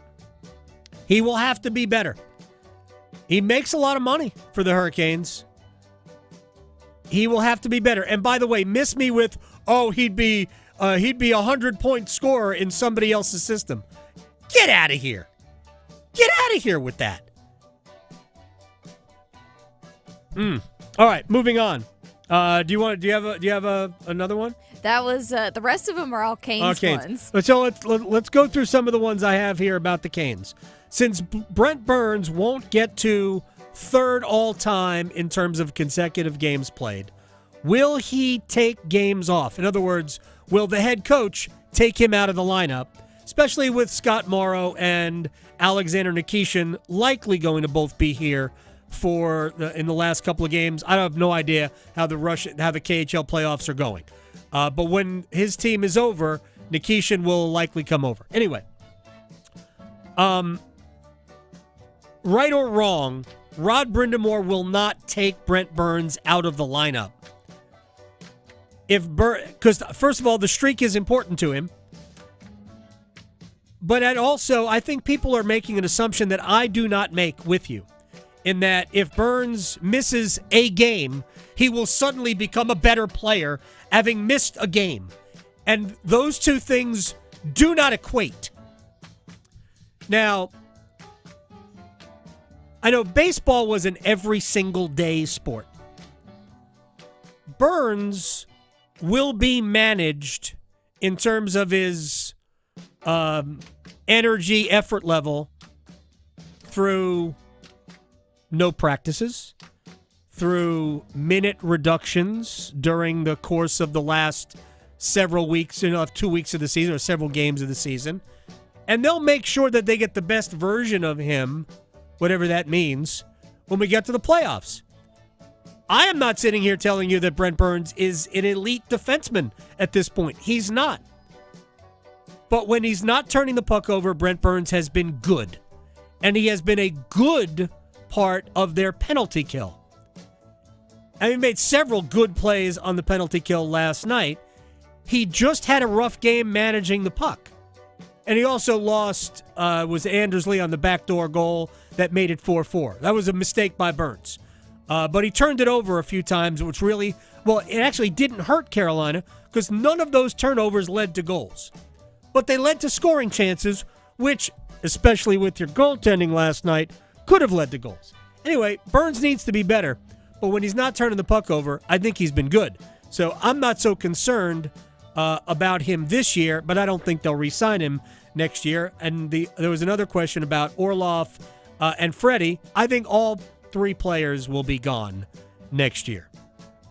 So Brad asks me about will the Hurricanes stop their philosophy of we just need good enough goaltending, not great goaltending. And I responded, I really wanted a Rory McIlroy question from you, Brad. But I'll answer your question, and the answer is it depends on who they can pry in whether it's free agency or more than likely a trade. That's the problem. It depends on who they can get. There really aren't elite goalies available in free agency. Do I think Carolina will end up with maybe a John Gibson? Well, for whatever John Gibson is not the same John Gibson that was a few years ago. Do I think they'll end up with somebody like that? Probably. But I don't know. And frankly, it's not really. They'd prefer Pyotr Kochetkov to be the guy they want him to be, which doesn't look like it's going to happen. Alex asked, will the organization finally buy out Jesperi Kotkaniemi? And to this I say, are you paying attention to this organization? They're not buying out anybody. No. On top of the fact that they still like Jesperi Kotkaniemi. They still think he's going to be good. And the thing about Jesperi is, all year, I think he has shown flashes of what he could be. Mm-hmm. Like, I'm not joking. I've not been the biggest fan of Kotkaniemi. He has shown, hey, that's the guy we need. Direct, north-south. Yeah. Don't try to be fancy. He made a joke about his own ability to dance around with the puck. He had an assist a few games ago where he stick-handled through traffic and made an elite pass in the back door to Roslovic. It's a great play. And he goes, yeah, I don't usually do that because it's nearly not what I'm supposed to be doing. He's right. Yeah. Stop doing those things. Last night he had several opportunities to shoot and didn't. And he turned the puck over a bunch last night. He had 4 giveaways last night. And that is why he won't be a number 2 center. Because for whatever reason now in the 7th year of his career, he can't get those things out of his game. And don't talk to me about, well, the head coach. I'm like, no, the head coach will use him if he does what he's supposed to do, what he is good at. But he doesn't always do that. And in many ways, he is like Andre, and I think that time is up for Andre. And I think Kotkaniemi has lived that since coming here because he doesn't have the history that Rod and Andre have. And I do think that the time is up for Andre to get the benefit of the doubt. Yeah. So I have a couple Kochetkov questions that are very similar to let's hear it. themselves. So Talia, who is someone who watches a lot on our YouTube stream, and Justin, both of them are talking about Kochetkov. So I love how she says his PK's not cooking with gas or oil, but is still managing to burn the gravy. Do you think he might be hiding an injury, or is it all in his head? Which Justin also kind of says the same thing, where he thinks Kochetkov has been broken ever since the Kings game. And he was asking about it, is it a mental thing or something more serious? I think in many ways goaltending is a mental game. Yeah. Right. I said this last night. It's hard to believe that the guy we watched the 5 games prior to the game against the Kings, it's hard to believe that those two are the same goalie. I mean, it really is. Did he get broken by the Kings game? No. And by the way, he got broken in a game where he was a problem. It wasn't like it fell apart around him. Carolina was no good around him, but he was also bad. But Carolina played a much better game against Nashville, and he stunk. And he was bad last night. No sense blaming anybody else. By the way, if he was hurt, he wouldn't be playing. Spencer Martin would be getting these starts if Piotr was hurt. So they're not doing that. I wonder if they might bring Spencer out sometime. He'll play the last game of the season. Yeah. Maybe the last 2 games of the season. Look, Kochetkov is going to start every other game. He'll have an opportunity to work his way out of this. And if he does, he'll play enough in the playoffs. Right now, Freddie Anderson, who has played several really good games in a row. And in that 5-game stretch, I don't think Anderson was better than Kochetkov. But he was also not that far behind him. And Freddie has maintained that level, and Kochetkov has just gone into the abyss. I don't know why. It just is the case right now, and I'm positive that game 1, if it were tomorrow, it would be Anderson in net. All right, to some questions that are not Hurricanes related. I'm going to start with Billy. What do you think? U.S. men's national team, by the way, in Nations League, went 0 for 2. Lost to Panama again. They lost to Panama in the what was it? The what was that? CONMEBOL, CONCACAF. I forget what the name of what it was called, but they lost in that big tournament we had here last summer. They lost in the group. They got grouped out. They didn't even make the knockout round. So they lost to Panama there when they went down to 10 men. What is holding them back? All right, so I am not an advanced soccer brain here, but my theory is this. They're mediocre at best in goal. I love Matt Turner, but he's mediocre at best in terms of an international goalkeeper. They are mediocre at best at center back. Like, they've got good players, but nobody great at center back. And there is a severe lack of dynamic playmaking, creative players in the attack. Christian Pulisic is the only player, at least among the front 6, 3 midfielders, 3 forwards, the only player who I think is an elite world-class player. Everybody else is good, maybe really good, but nobody elite. I think they have missed Serginho Dest at right back. I think Weston McKennie is good, but not great. But I think Christian Pulisic is the only world-class player they've got. And they've got a lot of good players. Nobody you have to game plan for. That is my theory about the U.S. men's national team. They're going to get grouped out in the World Cup. They're not going to escape their group. You're going to have to grow players between now and next summer. The best chance they've got is they catch a good, friendly draw. That's their best chance. But if they get put in a group with 2, and actually with 48 teams, it might be easier to get out of the group now. I don't know. But man, I'm not optimistic about the men's national team. And it's not about Mauricio Pochettino. It's about they're just not good enough. Let's see. Gobi, favorite flavor of Peeps? I love that. Do you have a favorite flavor of Peeps? None. That's the right answer. Peeps are disgusting. What's wrong with you people? I know. Yeah, no. Are you 5? I'm good. I don't need that. They're terrible. Plus, are there different flavors? I thought they were just different colors. See, they tried to tempt me because sometimes they'll put chocolate on the bottom of them. Right. Oh, okay. So I feel like maybe if you cut it in half and just eat the part with the chocolate, you can get by. But yeah, they do have different flavors, I think. Yeah. It's a great question. Yeah. Great. Just a dynamite question. Let's see. Surprised someone hasn't asked how many times we've had to wash our cars off because of all the pollen. No, I have not done that yet, but I will go to a car wash very soon. Zach asked me who's the first pick in a draft in backyard baseball. Oh. I don't play. Yeah. Here's what I do know about backyard baseball. They actually have big leaguers. You can unlock big leaguers in backyard baseball. And the answer is Barry Bonds. Oh, yeah. Yeah. We might despise Barry the human. In modern baseball, he's Willie Mays. He's the best player. And as we've had other great players, but in modern baseball, he's the GOAT. Mm-hmm. He's the best player I've ever seen in modern baseball. All right, that was fun.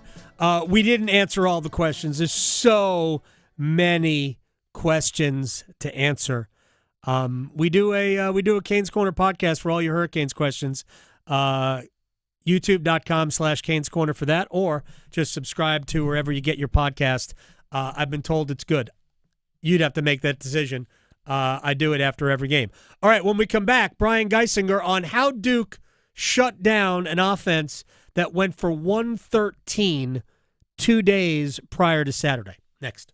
Questioning goalie interference calls since day one. The Adam Gold Show on the North Carolina Sports Network.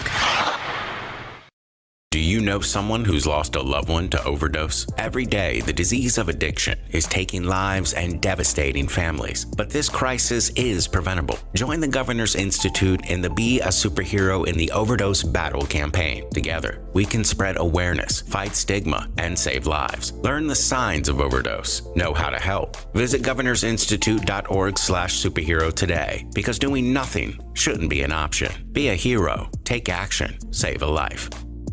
It's okay not to be okay.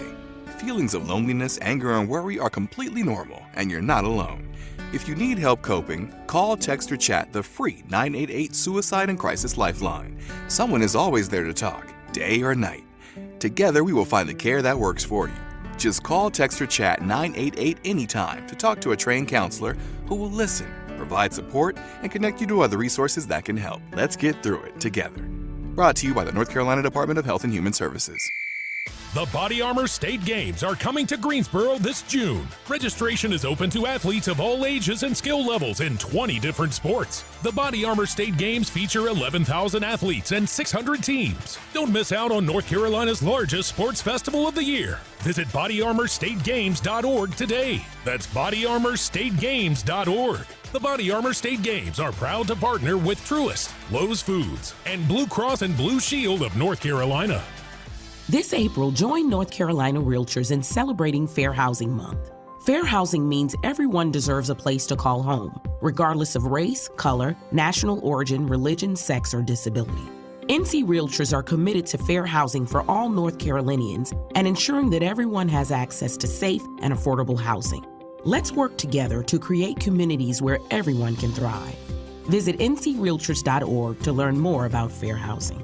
Paid for by NC Realtors. Going to college gives you more career options. You could say it pays for itself, but it might not feel that way in the short term, especially when tuitions do. That's where the FAFSA comes in. The FAFSA is the free application for federal student aid. It's your gateway to money for college. Whether you're seeking scholarships, grants, work-study programs, or loans, it all starts with the FAFSA. So how about it? Make a plan for college and find everything you need for the FAFSA at cfnc.org. For 70 years, PBS North Carolina has been a part of your life, teaching, inspiring, and entertaining you. From learning French cooking with Julia to uncovering history with Henry Louis Gates Jr., we've shared countless memories. Together, we've celebrated every moment, and it's all thanks to you, the people of North Carolina. Your support has made it possible for us to keep bringing you the best programming on TV and beyond. Celebrate with us when you watch new programming on PBS NC or stream anytime on the free PBS app. Learn more about PBS North Carolina at pbsnc.org. The North Carolina Department of Health and Human Services is looking for people age 21 or older to volunteer in long-term care facilities. Community Advisory Committee volunteers help residents and their families advocate for the needs of individuals living in long-term care facilities, such as nursing homes, assisted living facilities, and family care homes. Volunteers must complete orientation and training to become designated and certified representatives of the Long-Term Care Ombudsman Program. Visit ncdhhs.gov/aging to find your county's ombudsman. Did you know that since you have public power, your electricity is operated and controlled by people in your community, not by a for-profit investor-owned company? These local folks are directly accountable to you. They don't answer to shareholders. They make decisions for the good of your community. What's more, your public power provider invests in your community, providing jobs and supporting your local economy. Local people working together to meet local needs. That's public power. Learn more at electricities.com. This is Adam Gold. He said he could talk about his golf game. He did say it wasn't great, and I said, hey, no judgment here. I'm a drive shacker and a putt-putter myself. None of us are good. Even those of us that are good aren't really good. Right, yeah. We're just not. Yeah. The Adam Gold Show.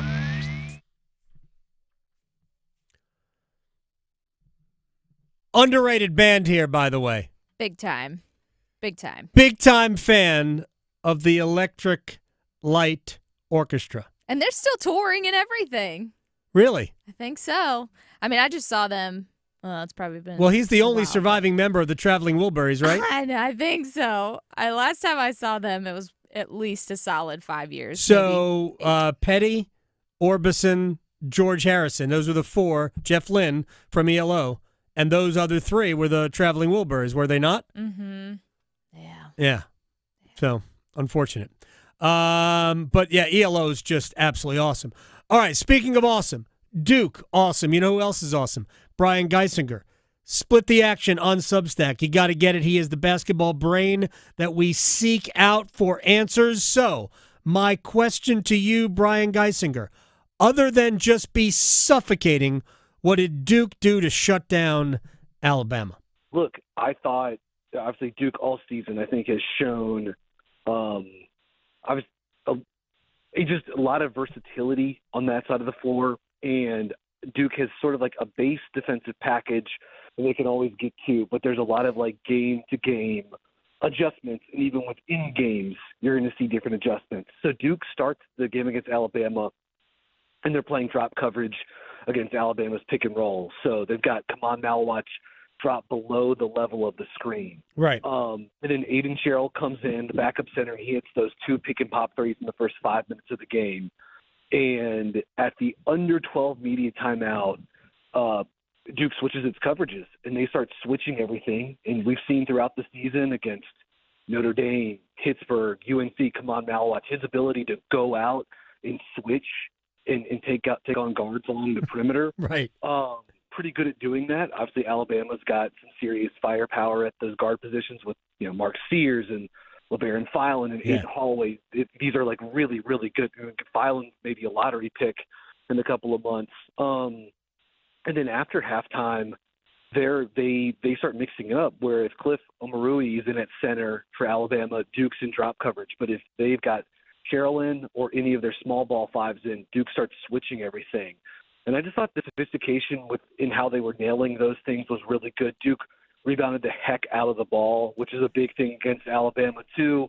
When Duke's starting lineup was in the game, they grabbed almost 90% of the defensive rebounds during those minutes. And, we maybe don't think of Alabama as a team that really, bangs you on the boards, but they want to get those offensive rebounds and pitch it out to Holloway and Sears for spot-up threes. And so for Duke to sort of, take that off the table, I thought Duke's transition defense was really good too, but just for a little bit of context, they held Alabama in this game under 90 points per 100 possessions. Yeah.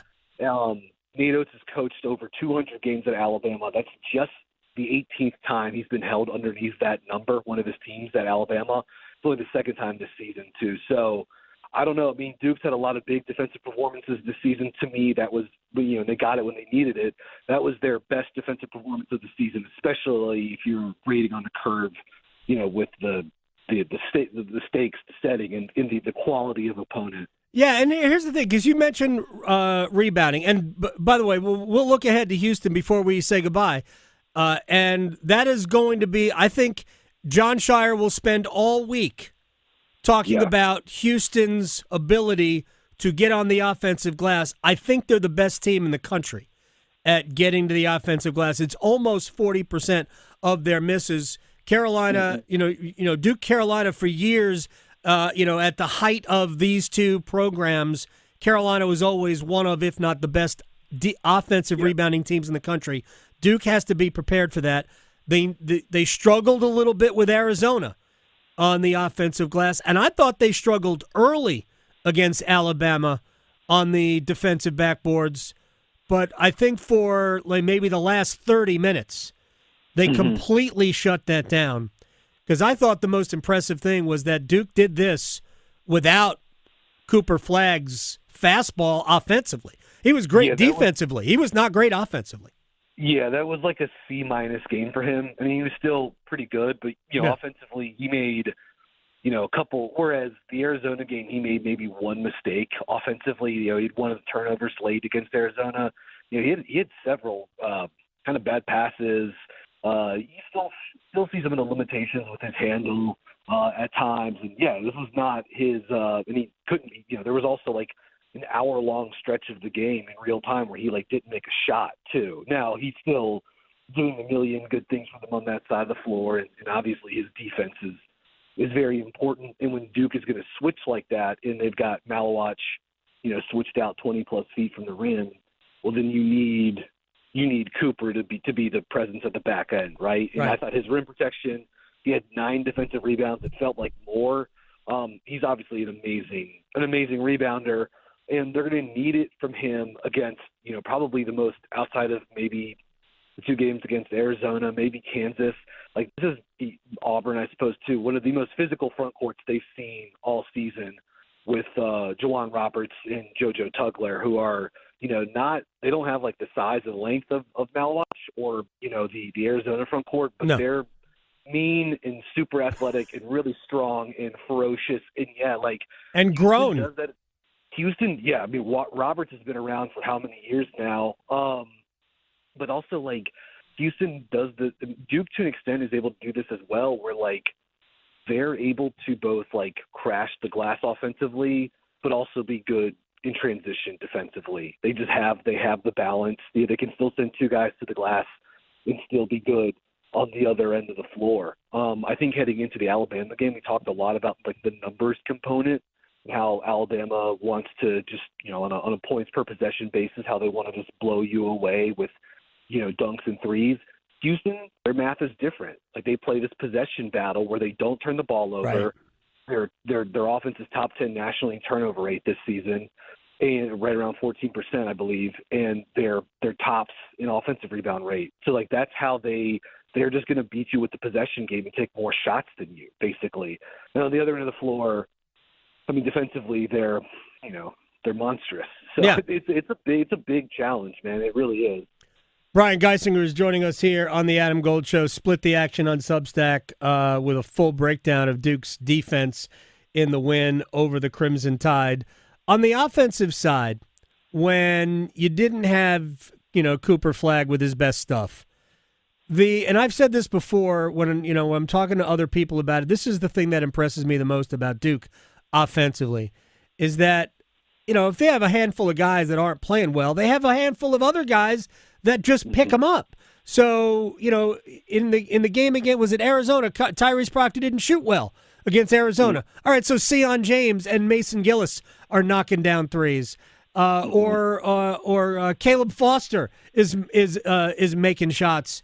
So now, right, but Proctor played great, and so Cooper wasn't at his best offensively, but now you've got another facilitator in Con Knipple who can do maybe not what Cooper Flagg does, but can facilitate and create offense his own way, and Proctor. This is why I think Duke is, I think they're going to win it. There are obviously no guarantees at all, but they have just so many different vessels to run at you to beat you. Yeah, I mean, even a team like, Florida kind of has that to an extent, but even they're probably more reliant on like Clayton, just from like a pure sort of like late game or like when, they're looking for a bucket perspective. Obviously Duke's going to go to Cooper, but he's obviously a high usage guy too. But I think they've shown the ability to run enough of the offense through Khan in like leverage moments too. He's been amazing this season. I mean, he hits his free throws. He's a knockdown three-point shooter. He hits threes in every different context, coming off screens, pick and roll, ISO step back, spot up, quick release, like whatever you want, you name it, he's got it. And his work in the pick and roll with Malwatch is like, I think probably like an under-discussed gear of Duke's offense. It's crazy. Because like when those guys see drop coverage, like what's going to come, which is that like Khan is going to wait until the last. He's going to come off the screen, and if the center defender's back and drop, which that won't be the case against Houston. Houston's going to put two on the ball, so it's a different setup. Right. But when they see drop coverage, Khan comes off, and he said it. He joked after the game with Aliyah Force, like he's not a fast player, but against drop, he's slow. Right. His words. But he's so good because he's so big and strong. He has the ability, the threat to just pull it from different levels of the floor with his shot. He'll take that ball, he'll get it till he's 6-7 feet from the rim, and he forces the center to come over and help. And as soon as that happens, he's going to throw the ball to the rafters. Yep. So come on, can go get it. And like they've just done that against every team that's played drop against them this season. It's going to be a little different now because when you're playing a team like Houston that's in a hard hedge and blitz ball screens, like it's the opposite. You want to get the ball out of your hands as quick as possible. I'll be honest. That's Brian Geisinger. That was just a fascinating conversation from earlier today. Look, Houston is going to be physical, and we're going to talk about this all week, and we'll get into more superlatives about this as the week goes on. Look, I know we have a lot of NFL fans here, and this is going to be a No Crap the Magazine exclusive. The owner of the Browns, Jimmy Haslam, the Flying J truck stop guy, says we took a big swing and miss with the acquisition of Deshaun Watson. You don't say. Yeah. So we have like 40 seconds here. The lead up to the Deshaun Watson acquisition was the Texans allowed Watson to basically shop himself around the league. And he said, I ain't going to Cleveland. I don't want to go play there. And then Cleveland said, hey, what if we paid you $230 million guaranteed? So he said, man, I love it in Cleveland. Nobody wanted him. I guess shouldn't they nobody. Panthers kicked the tires on it. Dolphins kicked the tires on it. So glad the Panthers didn't. He's a disaster. On top of the fact that he's hurt, it's just not that good. Man, what an unbelievably bad trade and contract that is. All right, tomorrow on the program, we get to the bottom of the torpedo bat. Next. Talking sports so you don't have to pretend to know stuff. The Adam Gold Show on the North Carolina Sports Network. Hey, it's Adam Gold from my friends at FanDuel, America's #1 sports book, the best place to bet on sports. Hey, the Yankees do not play today, so you can't wager on an Aaron Judge home run, which at this point should be like -200.